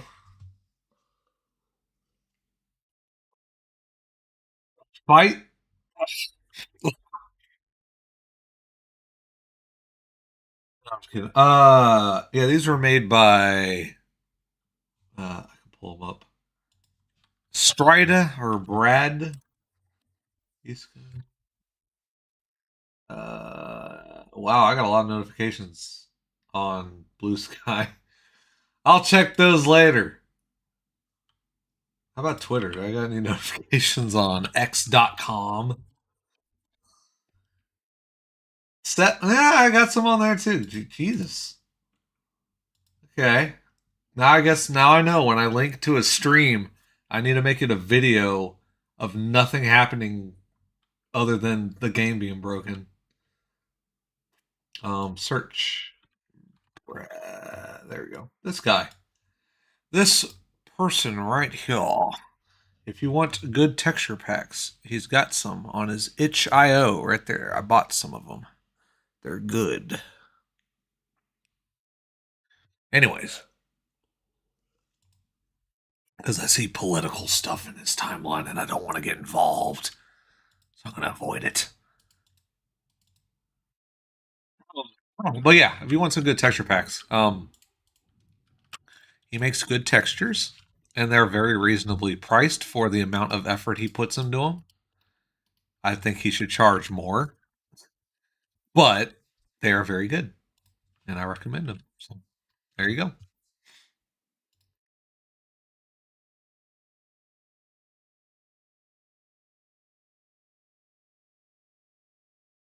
It's not dead.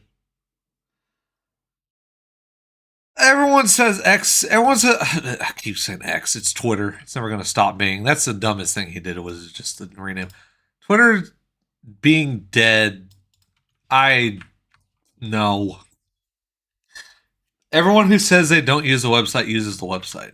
Blue Sky. I have one simply because there are a couple people that did run off of Twitter and they're on Blue Sky only, and I'm making like something that needs an audience. Like people need to see what I'm making. I'm going to be on Blue Sky because there's people on there. Threads is completely fucking dead and it's all corporatized and your voice doesn't matter on there. You're basically sending out messages in a big ass ocean of paid for shit. No, at least on Blue Sky when you send out a message, people see it. Twitter's a little bit more luck based. Obviously, luck has been on my side. That's why I have a following on there of okay size. Twitter's about the same. There's definitely more bots on it, but it ain't changed. Forums are great. Hell, I was talking about forum related stuff in a call. I can't say much more about it, but yeah, there's things happening. Maybe soon or later. I don't know. Find out. But again, it don't matter. I share stuff on social media because I need people to see it.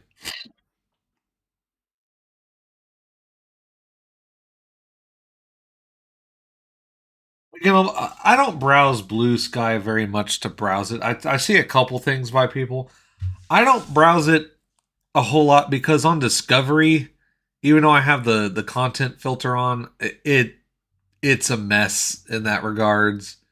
There's people I had to mute because if I don't, I just keep seeing it, and it's not like I don't care for what they make. It's just I hate browsing something that like if someone's walked over my shoulder, they're gonna be like, "What the fuck is that?" You know.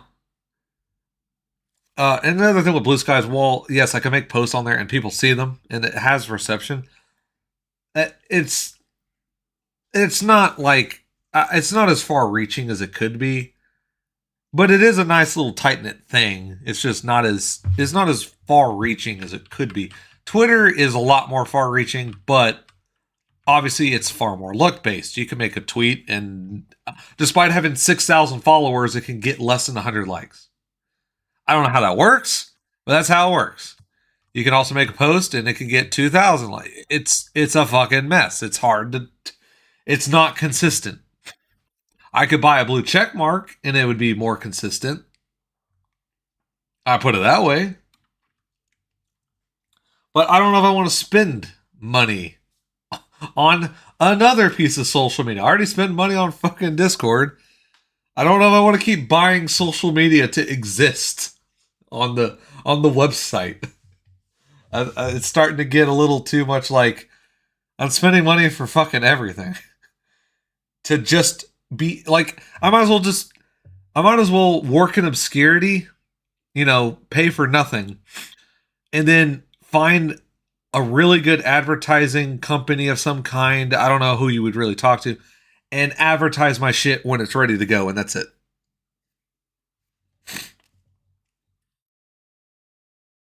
Because at least at least if I paid for legitimate advertising, uh, that has a margin of success that's a lot more consistent. But also I'm not necessarily going to go that route either because I don't think what I'm making is necessarily warranting something like that. But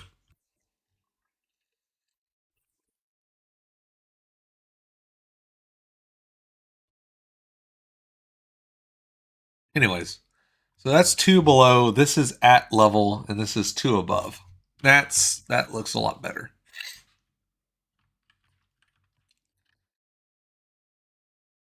So the idea is the player. So the bottom will be a fan, and you'll jump from one to the other. It's just a nice little segment to get you on a new level of the playing field.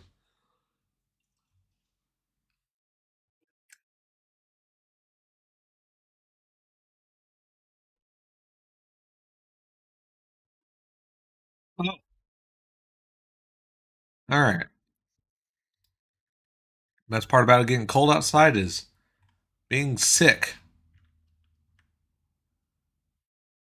Everyone loves giant fans. Oh, I don't know why I thought of that and thought there might be Giants, which is not even a band I listen to. Or I was also thinking of the baseball team, the Giants. Something wrong in the membrane.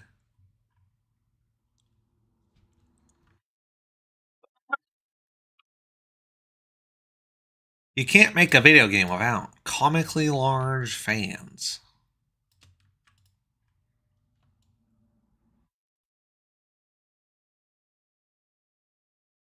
I'm British. I only know a few baseball teams. The Giants are a baseball team. That's all I need to know. There is nothing else you need to know about that.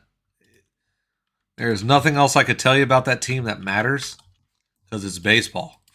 And I like baseball, but there is absolutely nothing I could tell you that is of significance. It will not impact your day to day life in any way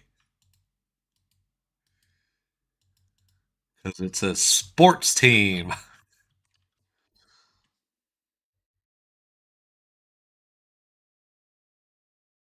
Yeah, I think that's probably like the Colorado. What the hell are they called? The Colorado baseball team. Colorado. I forgot it. That's how. They're such a bad team that if you live in Colorado and they're like, oh, do you got a baseball team? It's I guess we have something that's like a team. They show up to the game, don't win. I have the Astros from Houston. They disappoint me greatly because they do really well and then they throw it away right at the end. Oh, Rockies, Colorado Rockies. That's them. They're not the Denver Browns. Colorado Rockies. A notoriously not very good team.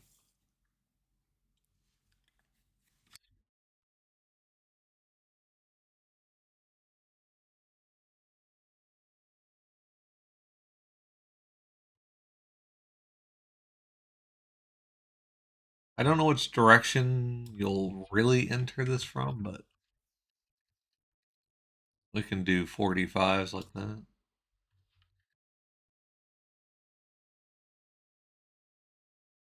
Whoop.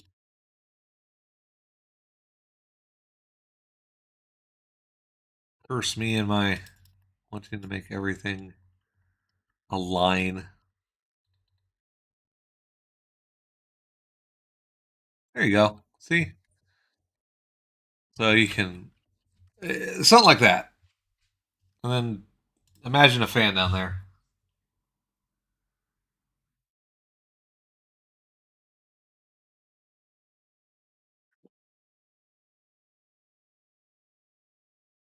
Cardinals Stadium. Cardinals are all right. That's the thing. People always ask me about baseball with like other teams. I lived in I lived around Houston, not in Houston, but I lived around Houston as a kid. So I know the Astros. That's the Houston Astros. I've known them. That's my team. I watched it. It's like the Oilers was the original football team around Houston before they got packed up and moved. And then we got the Texans, Houston Texans for football. I watch a little bit of football. I don't. It's all right. I don't like the Rangers very much, but they're taking care of themselves pretty good.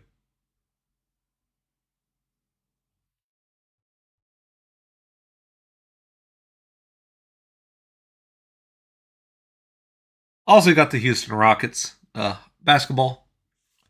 I think they're all right. I don't watch basketball. I don't watch professional basketball.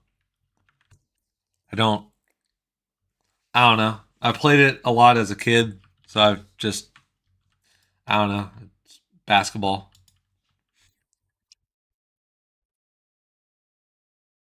Oop! There it is. Oh no, that ain't gonna work. Oh no, I don't know what to put down there. Wood? No. I might have to make a custom texture just for the bottom and top of this room. I don't think we're gonna have something that works with this. I did not convert over a lot of textures either. Yeah, I'm gonna have to make a texture.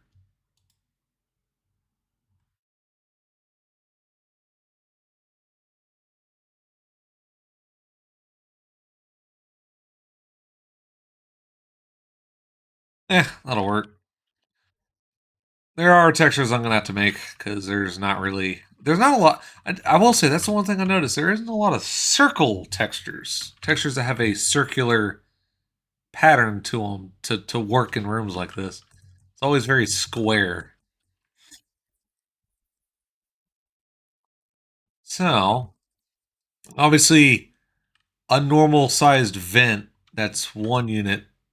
That obviously the player can't fit through that. Cam can't fit through that because she does not crawl. She stands. So I'm gonna have to figure out how I want to do the entrance. So, like, what is this place? Don't worry about it. It's a building for the demo. It may or may not go towards the plot. Doesn't matter. It's a building. Just know that the demo will have a level that might serve a purpose.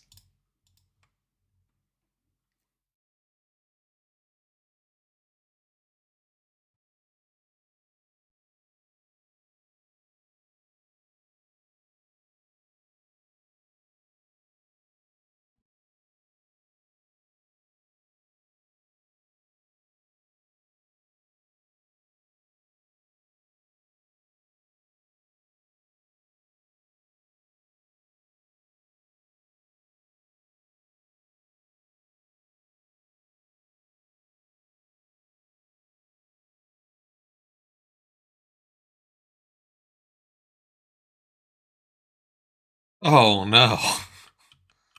I thought that would rotate. Wait, it should rotate it. Excuse me? There it goes.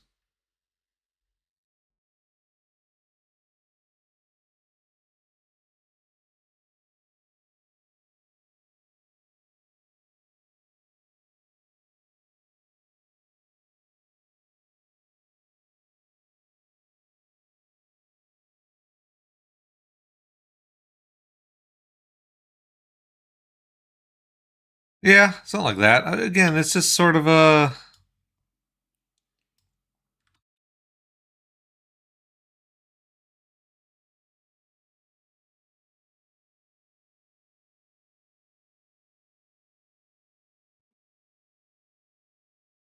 Anything can get cut. This doesn't necessarily. I'm just making something because I gotta make something. It can always fit towards the plot. It's very. I feel like a lot of this can be malleable, in that it doesn't necessarily have to specifically be something.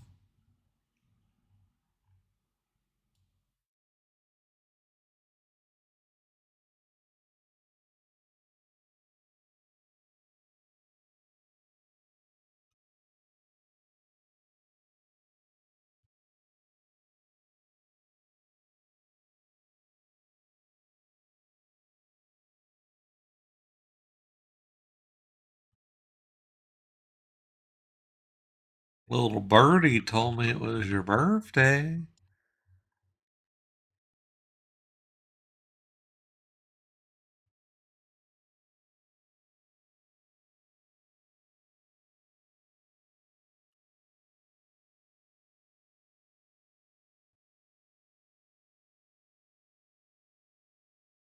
Little birdie. All right. All right. We almost have. Only thing when you make blocks, you gotta block it. All right. A little bit of platforming here and there. We can extend that one more set like so. There you go. So the rest can get filled in. Why are you set to not? There you go.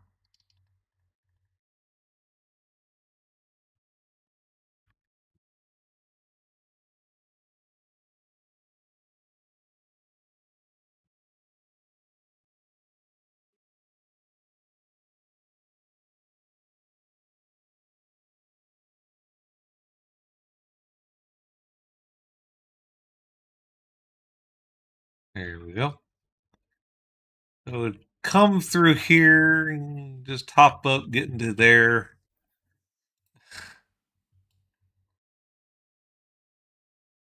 So yeah, the main thing I'm going to go with this sort of setup is I want to make a bunch of areas that are just these segments, these set piece segments, and then I'll just mash them all together and then call it a level. A lot of Blue Shift was made that way, and a lot of games are made that way. And that I feel like is the best thing I can do. I can't think of an overall level layout that easily, but I could think of small set pieces. And I think if I just put a bunch of set pieces together, it'll eventually turn into something cool.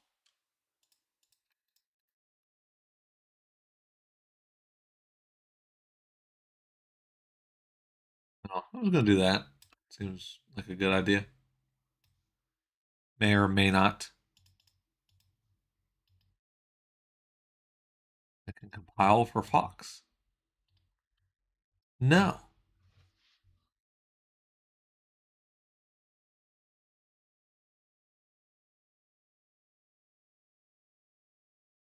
The camel without eyes is a little bit spoopy. A little bit.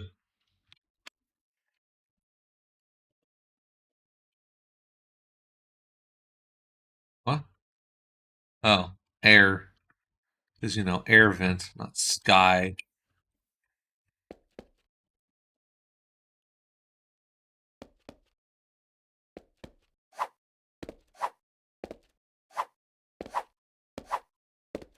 Excuse me? Grab that ledge? What?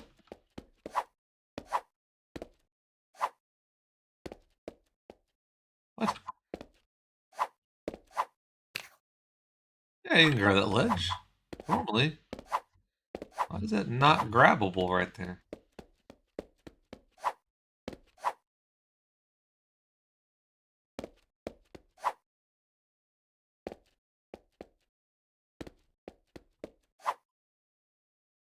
Huh. Interesting. I can't grab the ledge, even though it's like at the right height to be grabbed. I wonder why. There's gonna be anything weird with that. What if I mean I could try that, but I don't think anything different.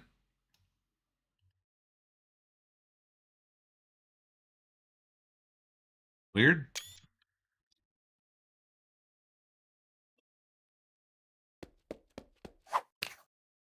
But nobody, no. I don't know how that works, but it works. There isn't a reason why that should work, but it works. And we're also going to do this. Because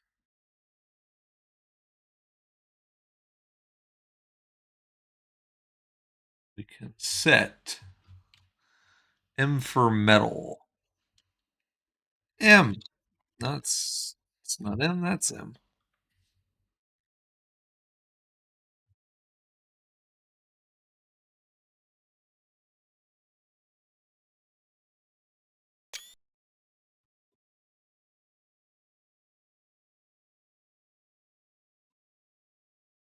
What? Howdy. Welcome. A bug has been found. I don't even know how that bug exists. Doesn't make any sense.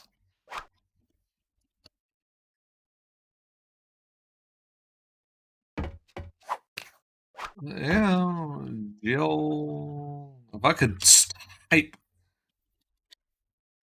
Yeah.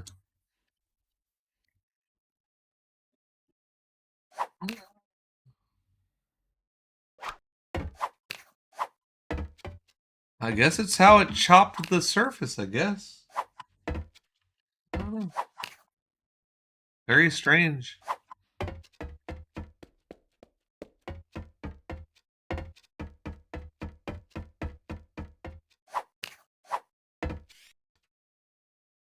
Texture still ain't changed on the. What happened there? Why is that still wrong?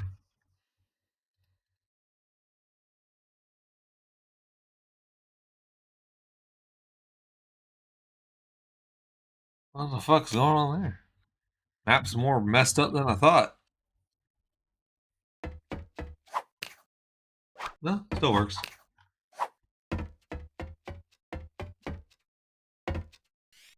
Okay, that's cool, but why does this break it? I didn't know that could break it. I'm gonna be real here. I didn't know doing this could break the ledge grabbing code. I'm not sure how it breaks the ledge grabbing code, to be honest. Because the trace for the. Yeah, it breaks it.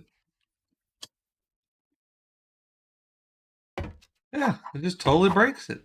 Very strange. I'm not sure what about it makes it not work. But it does.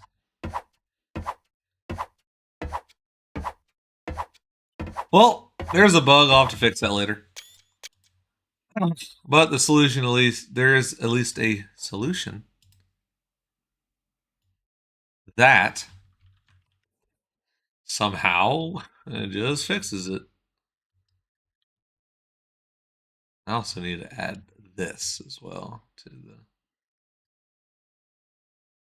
the materials texture thing. Great is B.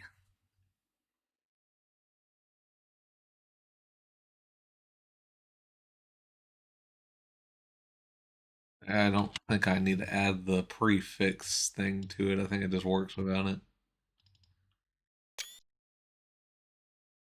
Maybe based on that. Based on what? Oh yeah.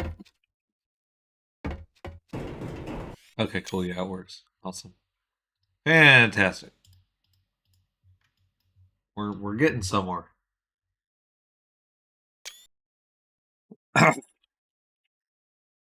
I did the wrong map again. There we go. All right, map again. I need to fix this too. Or when you go into a map with no lighting data, it sets that so that way it doesn't overexpose the models. So yeah, idea for a set piece. Come into here, climb up. In here, fan lifts you up here. And then onto here. And now I can think of what eventually spits you out. Or should there be more of these? Obviously, you can rise up through the first one. But could I make the fan speed up and it carries you to a third one way up here? And you got to do something over here to make you go up even higher. I don't know.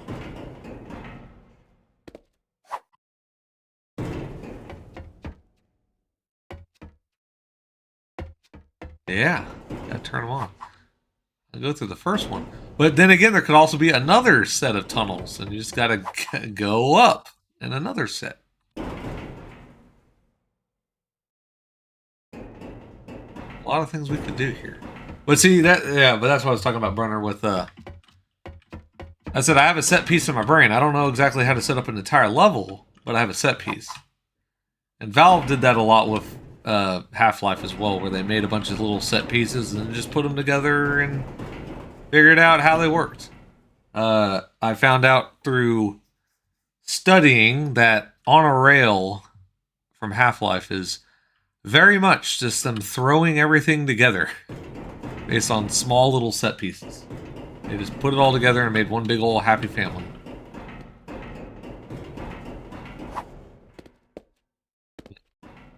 We can at least go to this map now. Because, see, I got... This is less of a set piece. This... Whoa. Oh, you know why? There we go.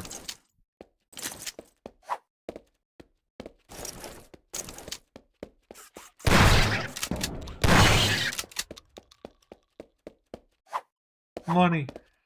I was trying to make a whole thing, but it said this is basically a set piece. It starts over there. Come this way and...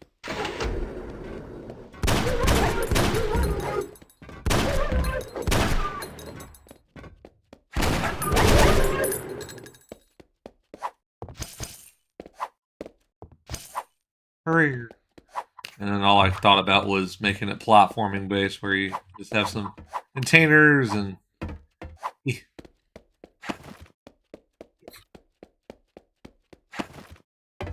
Need to incorporate some long jumps as well somewhere.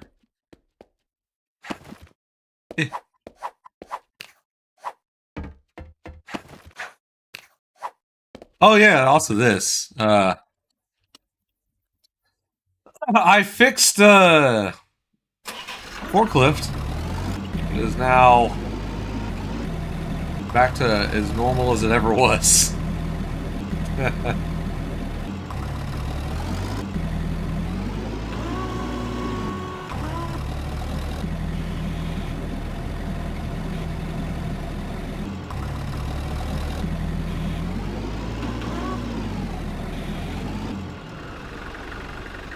Game is saved, yeah.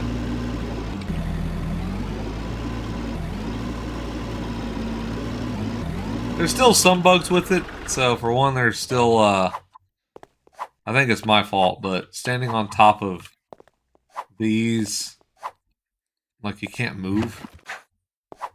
It's not like you're stuck in them, you just have no physical push off of them. Because, like, I can roll, so I'm not in them, and I don't know.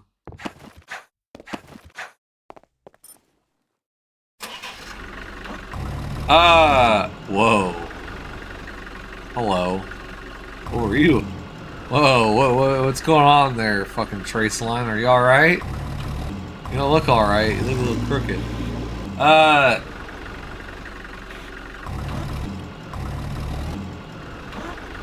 She has the right certifications, I think, maybe. Yeah, something broke with this, I don't know what. It just doesn't... The box rotates, I don't know how it does that. And, yeah, it just kinda... The put down stuff still works fine. Oh, no, I'm stuck though. Yeah, Half-Life and Quake and all that. Maybe I should use an actual physics model for this shit.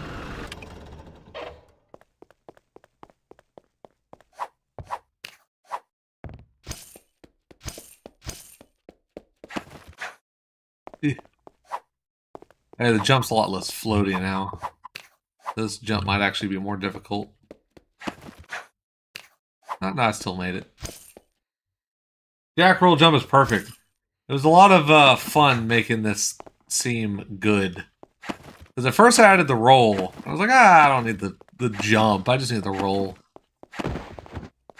But then I was like, okay, now I'll add the roll jump.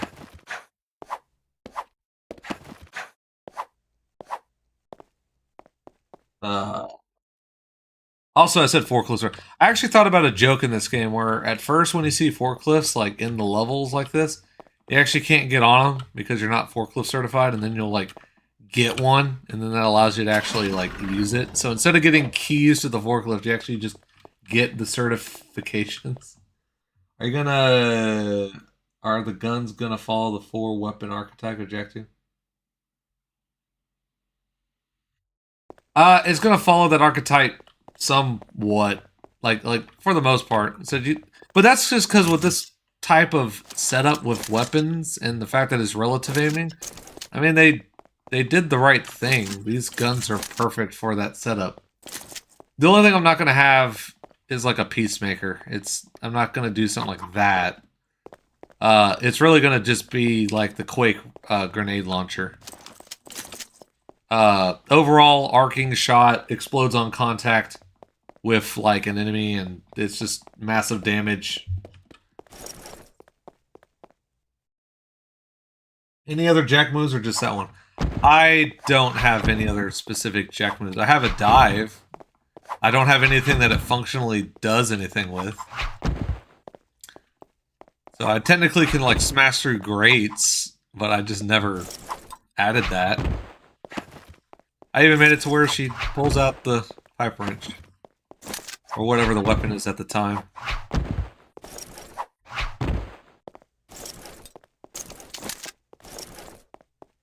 Bunny hop preserve momentum? Well, you can't bunny hop.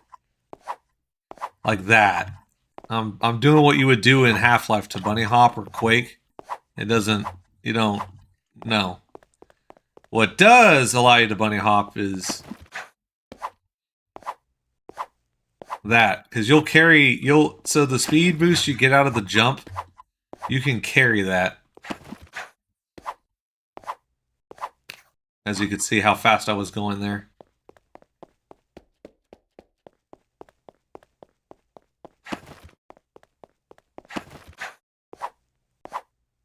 Actually, I think the...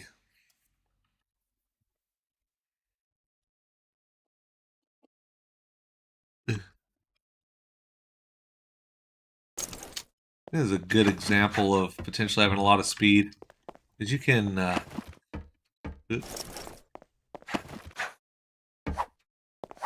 Damn it, it's hard to do, but you can get a lot of speed going off of this. Actually, let's do it off of the battle fort. Because of the slopes it has. Yeah, this'll work.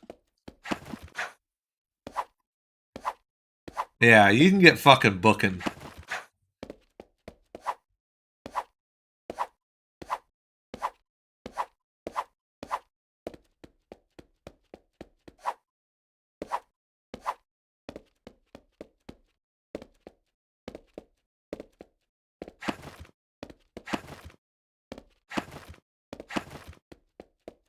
I need to fix that. That's the only thing I need to fix is the fact that you could just kind of roll your way up a slope.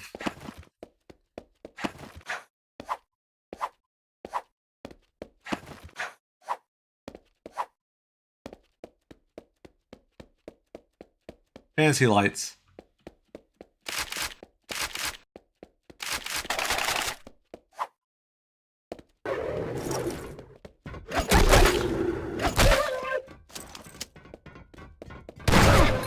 Ow. Ugh. I'm out of ammo. Fuck.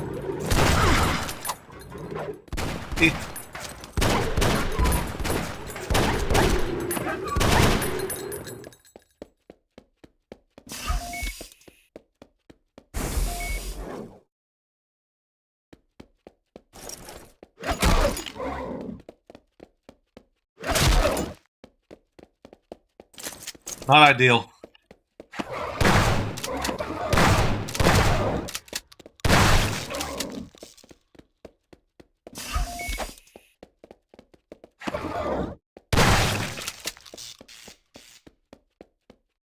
Look at them dance. Yeah, but yeah, stick with your own plans for that gun. We don't need a BFG. Yeah, I mean the Peacemaker's basically like a BFG kind of thing. But based on what it originally was, I don't think it. I think that like electrical shot it had was again. I don't know. I never had the book for that game that sort of went over the development of it. But it seems like based on the original design for it, like for the gun itself, which was a pretty basic design before they put like the metal head front on it, it seemed like it did something else. And they definitely it seems like they had inspiration from a BFG just based on how like the projectile is and everything. I feel like it originally was going to be like a rocket or a grenade at some point that they eventually turned into what it was. But yeah, that's the case. We should make this one more taller than it was. So we'll add another layer. You can hide these. Oh. Ah, I can use this at least.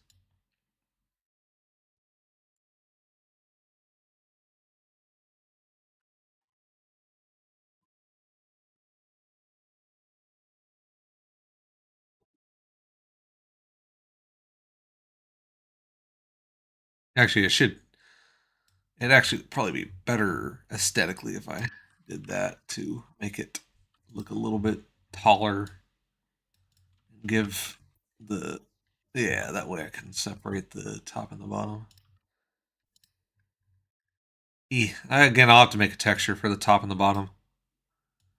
I can do that later. I don't really have the energy. Are you writing the game code in C++C or Quake C? C++ and C. It's nothing fancy. Not Quake C. Holy shit, no. No, not Quake C. Yeah. No.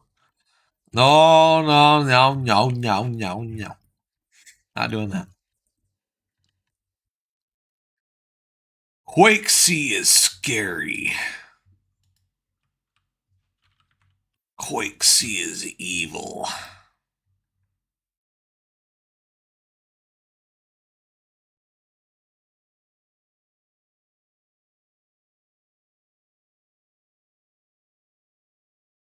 Quake C is very evil and very not Windows at this point.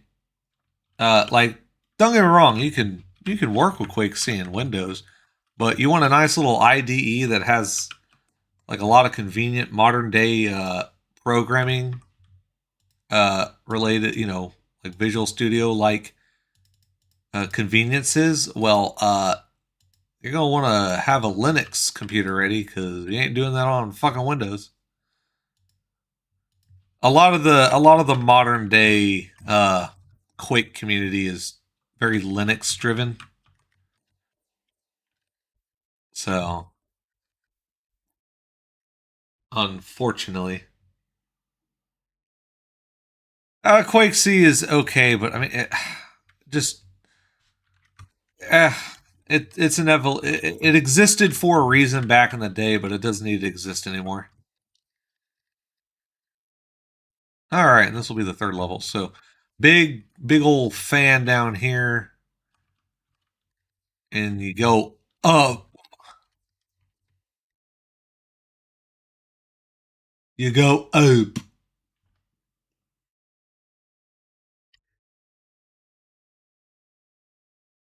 I mean, I talked about it earlier in the call. Actually, speaking of, since there may be a different selection of people here, does anyone in the call use Linux regularly or have a particular distribution of Linux that they recommend?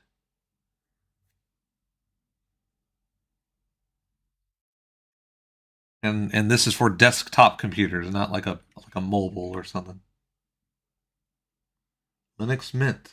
That's what I messed with back in the day with like Linux Mint 11. But obviously now it's on like 23 or something. So, but the main reason being is I have a lot of extra computers laying around, and I want to install Linux on one of them so I can ensure Linux can run FoxGame okay. It's going to be through compatibility layer. It's not going to be native, but that's fine. Someone showed me Quake running on a Steam Deck just fine, so I assume FoxGame will work just as good. I don't see why it wouldn't. It seems I use Fedora on my laptop. See, and I use Fedora as well in college for Unix. And I thought it was okay. I just don't really know. I guess when it comes to Linux, I'm more so just wondering, is there something I should do with? Because again, as I said, I don't have the skills, ability, or brain power to make a native support version of FoxGame for Linux. But obviously, compatibility layers can make it run. And I know there's Proton, which is what Valve uses, I think, for theirs. But I imagine there's one for, that I could. I think Proton's available. And I guess so Proton's just a thing you install on Linux, or do you package it with the program? Is it? I'm not sure how that. I'd have to look at how that works.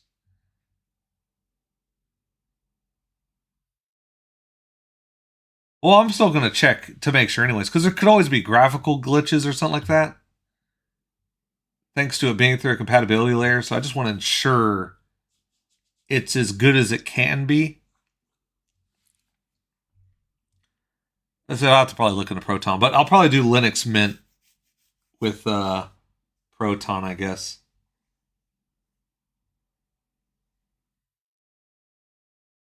So, oh yeah, use the Steam client. So what you do is you add the game as a non-Steam game, and then it just does it.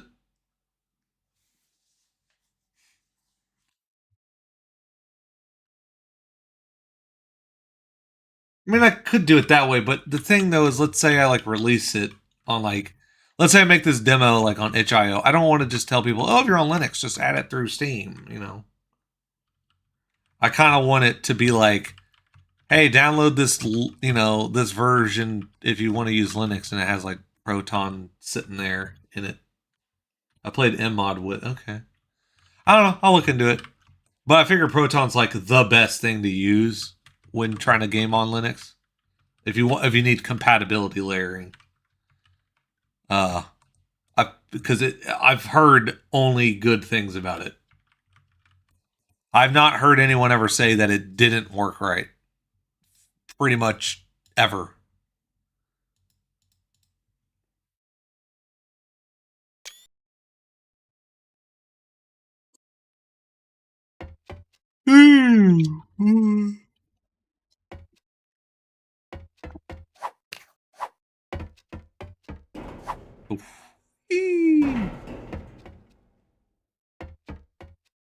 Oh yeah, emulation of a massive variety of programs will never be perfect, but that's the thing. Is I feel like just because Quake did well, I think I'll be in luck here. Because this doesn't do much different graphically. If anything, it's probably a little bit better. Old engines are well, I mean, this engine it's Quake based. I think I'll be alright. I think I will be okay. Because at worst, I can't do it with the GLSL, which is fine. The game looks just fine without it on, to be honest. A bit hard to run. Yeah, fine by me.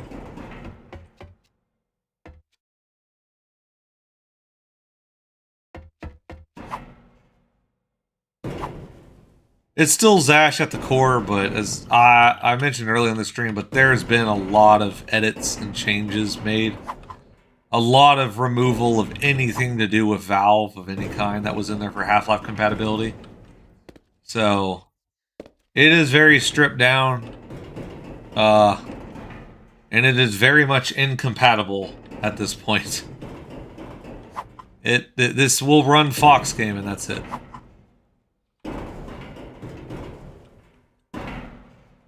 The engine will run itself and nothing more. Let me turn that back on.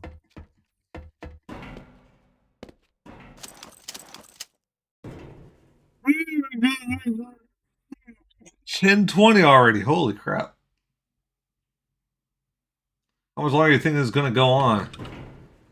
Probably not too much longer. I did start it later than I was wanting to, but that's fine. Because we've been going for an amount of time. 2 hours and 21 minutes. Not the longest stream, but I just started it later. Again, I just was trying to look at doing streams during the week instead of on weekends. It just seems like trying to do it on a Saturday or a Friday counterintuitively ends up having less people than if I just do it during the week. Because I figure maybe people are busier with other shit on a weekend, just not available. Got other things to do. During a week, it's kind of like, if you're someone that is going to school, it's like I ain't doing nothing else after I'm done with school. I'm just chilling out till I go to sleep. If you go to work, it's the same fucking thing. You're just going to work, going home, ain't doing much. Usually during the week, so I figured people might want to just sit back and watch a stream more on the weekday. And it seems like it's done pretty good. I mean, the concurrent viewers been in double digits for a while, and I don't know what the peak was.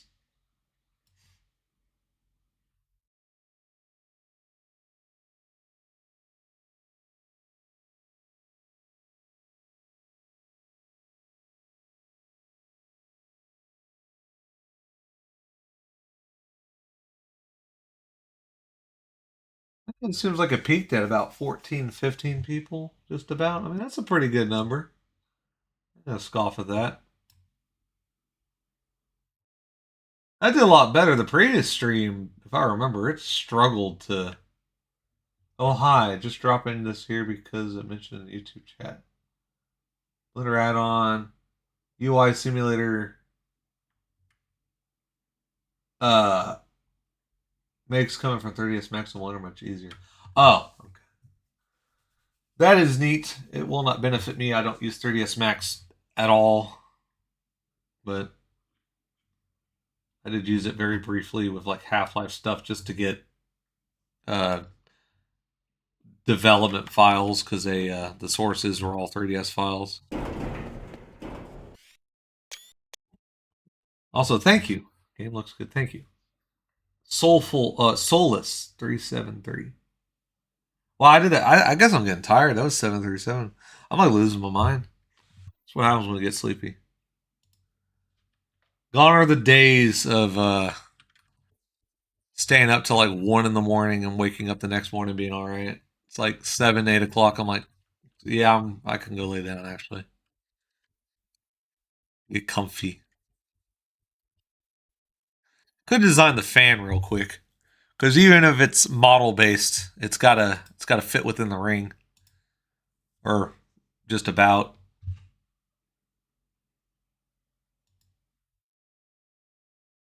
For 12 hours.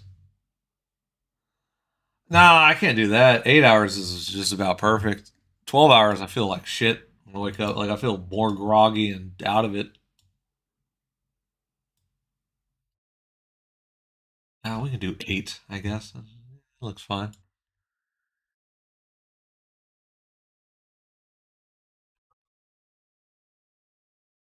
Also, because I do have work tomorrow. I mean, of course I got work tomorrow. When do I not?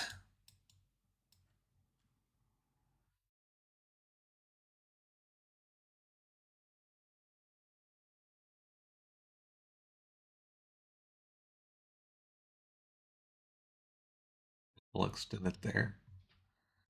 Something like that. Something like that.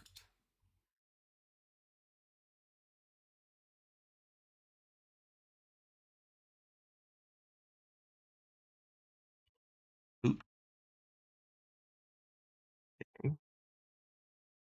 Now, what I want to do is shift this over 1 like that. It's like a turbine almost. Whoa, whoa, whoa. Turns out I'm the only one who sleeps bars, feeling to find out. Yeah, that ain't that common. Adding a giant fan for some. I'm adding something because I'm definitely not gonna like potentially have Cam fall into the fan blades and turn into giblets. Definitely won't create that. I know people frown upon that. It's sickening. It's gross. They don't want that in their video games. So I'm not gonna add it. I respect people.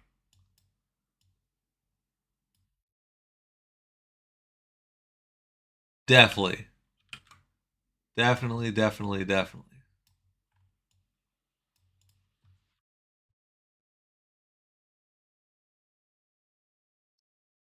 I'm telling you. Uh,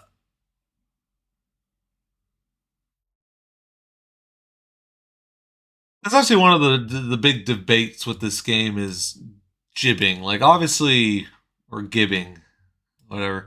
Because obviously the monsters do it. You know, the evil animals, the robotic cyborg, bad ones do it. But like, should the player? I said this before on stream, and it seems like people are kind of like, you know, either way. That is not. What the fuck is wrong with fucking Jack? God.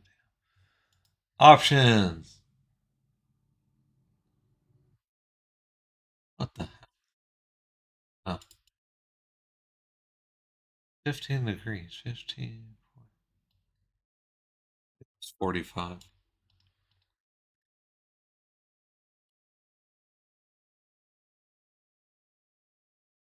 I'm, okay. 45. Oh, there it goes. Hey. Hooray, it saved the day.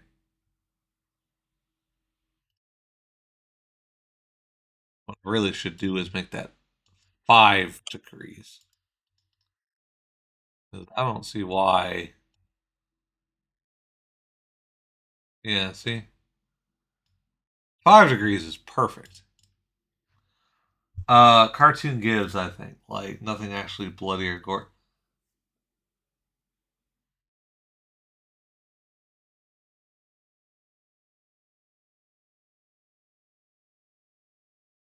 Yeah.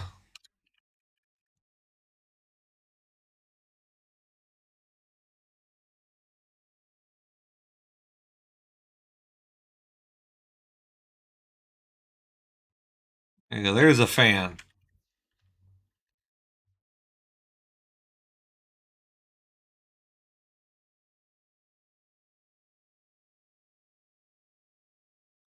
I think the blades can be even bigger, so we're gonna undo everything I just did and make it bigger.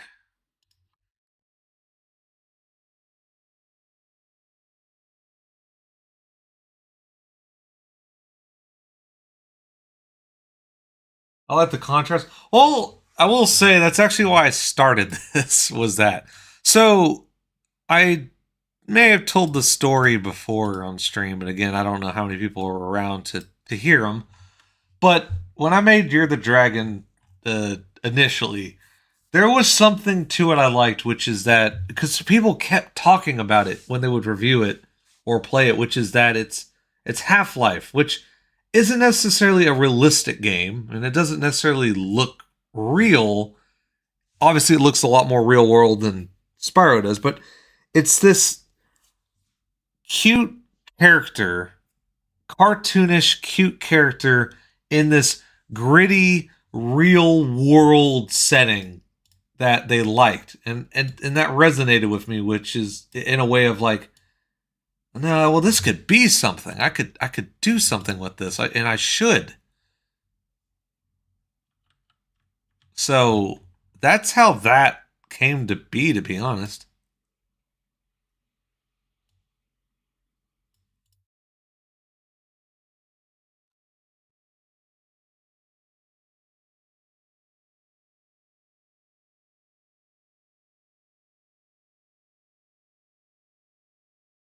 Oh, uh, it is a Half-Life mod. That might be why. I can pull her up. So this is the mod I made before I eventually created Fox Game, and this article even covers it. Uh, you can also go to the website for it, hlyotd.com. It'll just take you to the ModDB page anyways, but it is a Half-Life mod. In its current form, because it was just a small demo and most of the textures are custom, you don't even need to have Half-Life content to play it. Uh, Standalone state, so you can just download it, play it. Nice. Oh, a level of violence. Well, I did tell people I would do that. Yeah, like I was gonna do that with a violence option because people said that with the blood, like make an option where obviously the player won't bleed and the enemies won't bleed. They'll only drop the oil on the ground, which to me, yeah, I think that's a fair enough request to do that.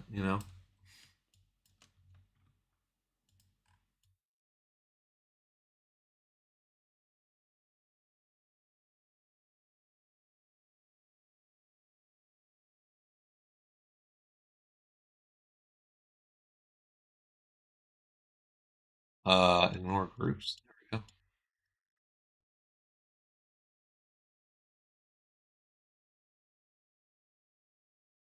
We'll go back. There you go. 45. That looks a lot better to how it was. Yeah. See?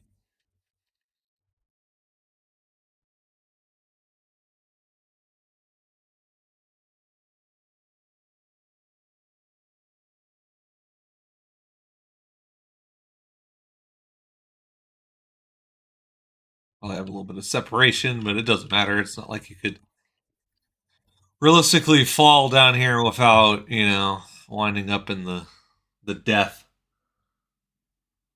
Ah, you're the dragon. I never cared for it.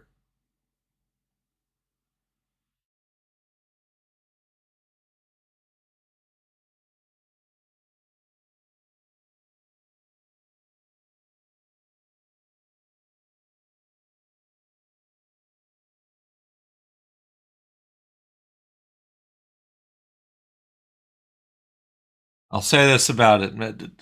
Magic Nipples, he insists upon himself. What does that mean? It insists upon itself.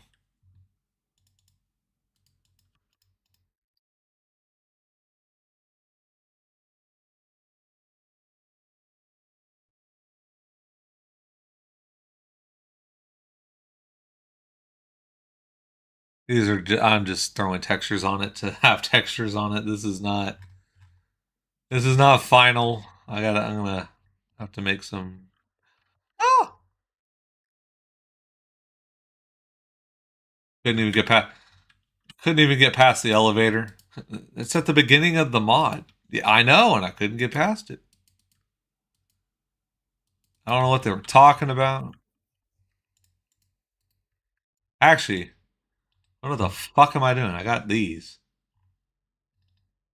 I got this shit. Why the fuck would I do? Yeah, just use dev textures until you get real textures. You silly. You silly goose.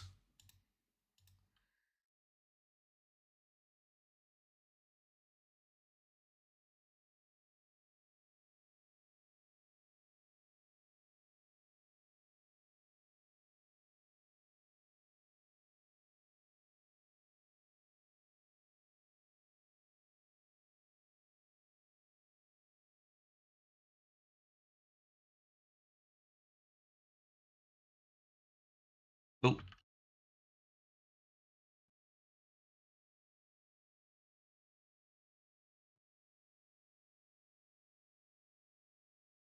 through the ends of the blades because they need texturing as well.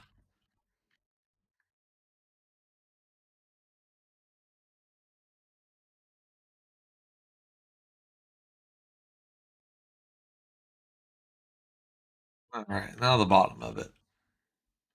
Certainly need to worry about the bottom of the motor. We'll do it anyways.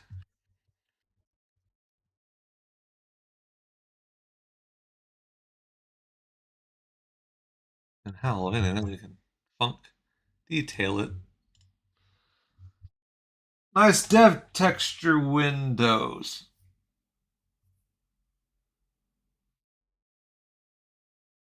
What? Yeah. Simple stuff. Simple yet effective. So one down there will be spinning. And if I wanted to do like what I did with Year of the Dragon, I would have like one up at the top that's not necessarily gonna kill you. It would really just keep you from hitting your head on the ceiling.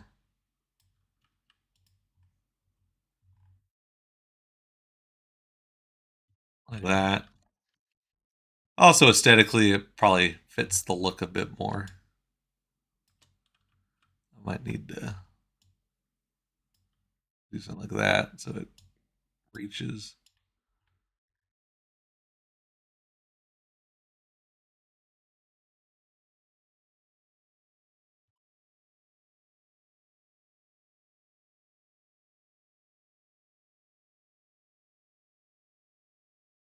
Actually, if I'm gonna do that, I might as well just put that down there.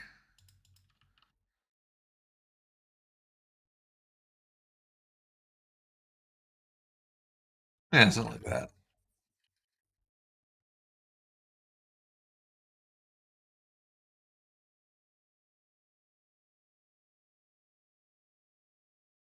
Could have like a mesh grate.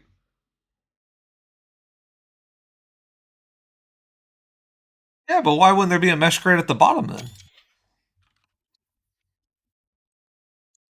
Main thing main thing I'm gonna do here. Main thing I'm gonna do here is there will be an effect for the wind to show that it's like pushing you. And then obviously when the other one comes in, it'll show it up here.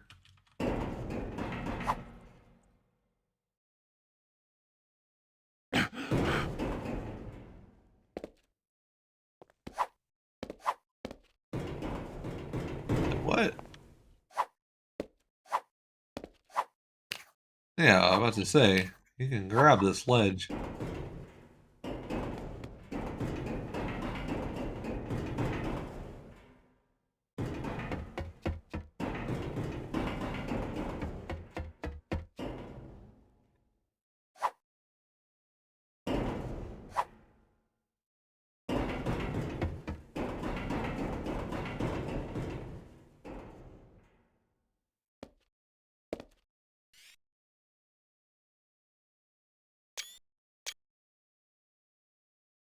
Oh, we could look at one of the earlier iterations of this, which is actually in Year of the Dragon.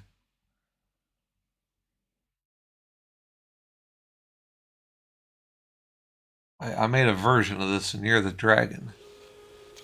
It's one of the areas I added to Office Complex to make it more interesting and not like a narrow vent crawl like it was in the actual chapter.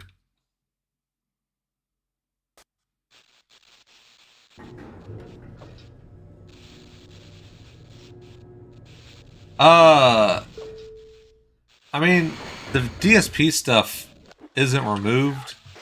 It just isn't set up at all.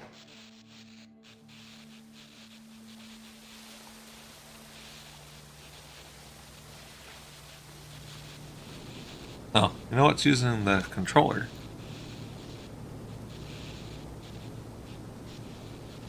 Oh. Oh, it was. Oh, we'll just change the... Yeah, so this is a little bit different. But comes through. I'm not gonna do exactly like this, but this was all added by me. This is all an original setup by me, because originally in the game, you just crawled into a vent that took you straight over to here, this area, but I needed it to be more interesting because vent crawling doesn't work because it's Spyro, so.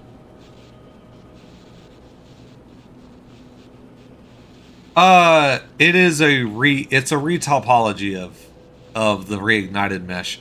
I went through and by hand made a version of the reignited mesh that is far lower poly than the one that's used in reignited.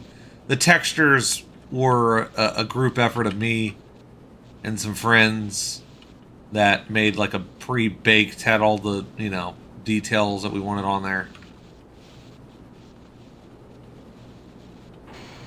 The sparks is just from the game. Alex Shadow's Spyroscope or whatever it was called, just ripped the model out.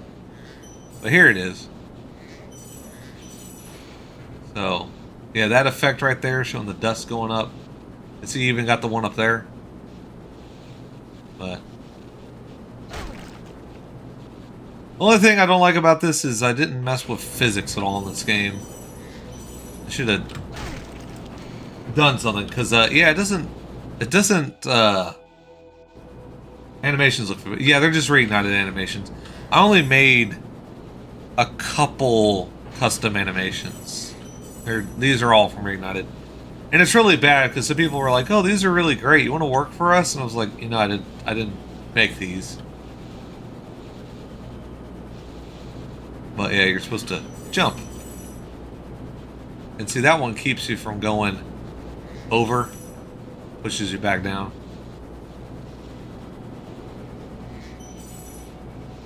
Whee! Yeah, this is an earlier version of it.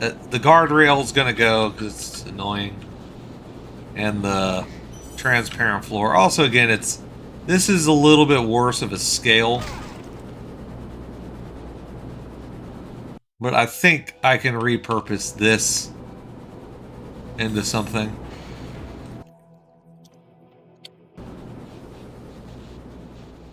Same goes for this. Probably repurpose all of this in some way, make something out of it. Because again, this is all added by me. This isn't in the original game. Mirrors.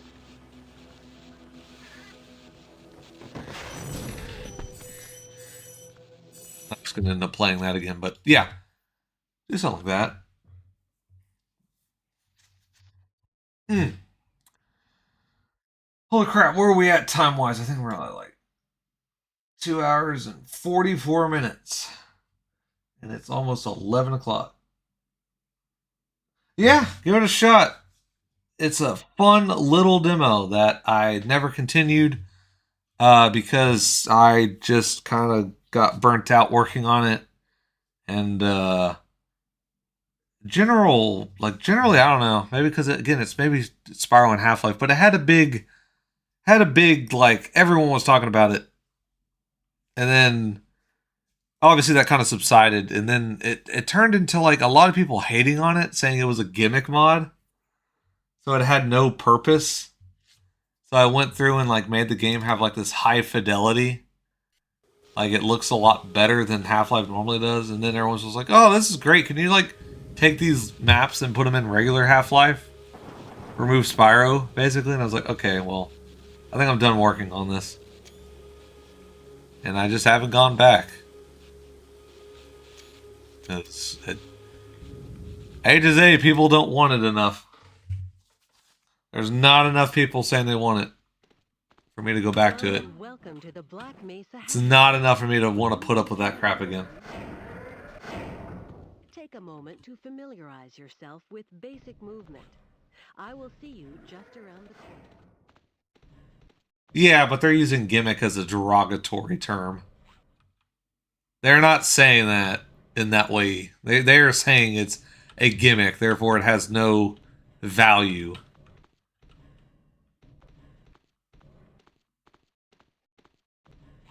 So yeah, you want this mod to return. Get a lot of people riled up about it, and it may come back. But also, I don't know, at the same time, I keep saying I want to come back to it. And I might. It's still just maybe I just need more time away from it to work on my own thing. But it's because, I don't know, Spyro's kind of like gone into fucking hiatus again. They're not doing anything with the character. Activision's not, officially. And, like, I don't know, the character's like fucking dead, man. Like, his relevancy is just going out the window again.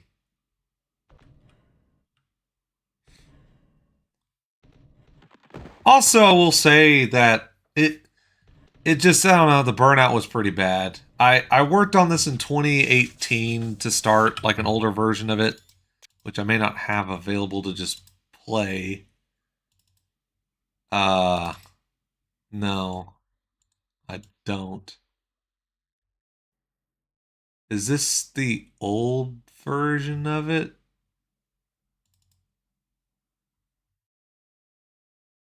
Mobile? Look at that. This is gonna be good. Yeah. This is a really crappy in-between version. But yeah, I don't know. It had been iterated so much and so much had changed. I just lightning is Fox? Lighting is Fox? No. No. You're the dragon is using something I took advantage of. Do I have anything to...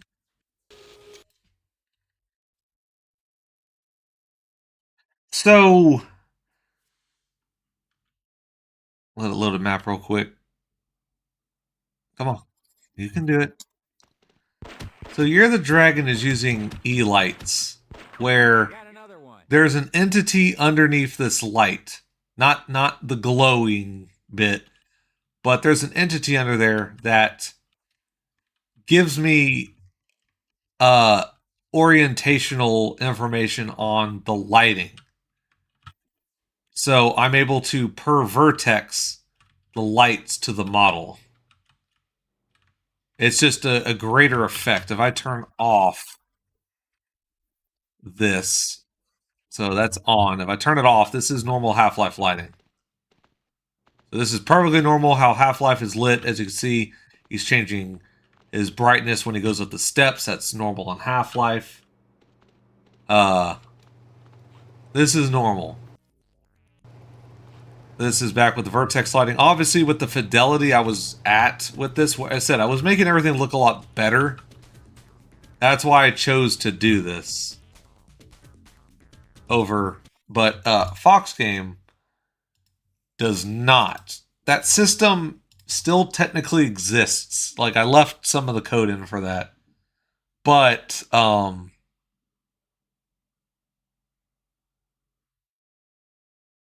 don't really have a... I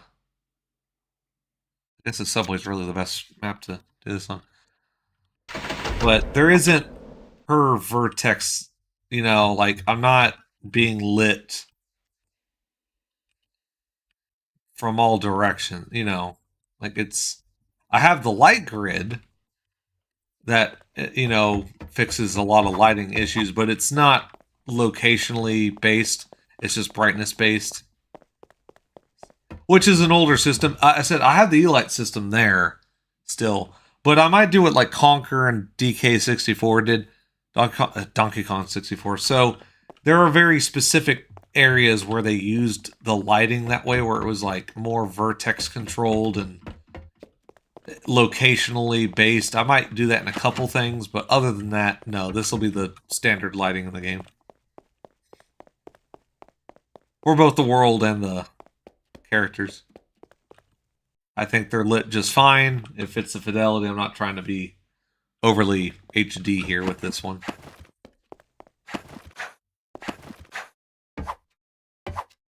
Anyways. Just because it's starting to get late, and I did start this late, so I apologize on that front, but because it's approaching 11 o'clock, I'll probably call it a night for this stream. for now. I might do another one down the road pretty soon. So the last one was September 5th. Now we're in November. I might do them more frequently, just to, like a chit chat, talk about stuff. Is the fox damned? Is that damned fox?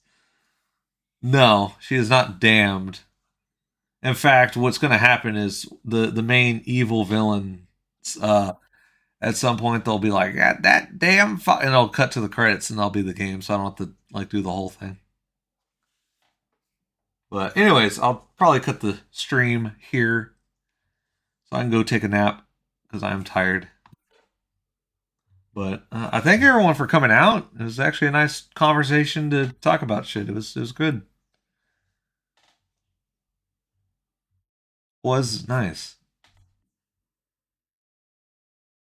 Absolute cinema. Well, thank you. Good stream. All right. See you. Alrighty. Well, I don't think I have any funny images to end on.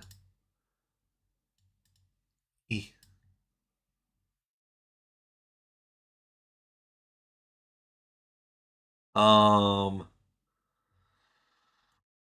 Oh, I don't think I do.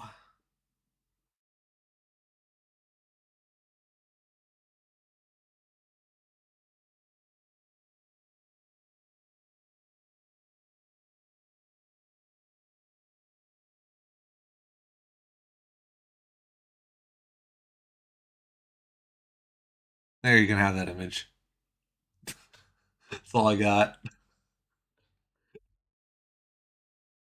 Tune back in when it's mostly lurking. Well, great. Well, thank you. Alrighty. Well, I'm going to end with that. Y'all have a good evening. Safe travels for those that have to like travel back home after this stream. I don't know why you were out with it, but have a safe one anyways. So long.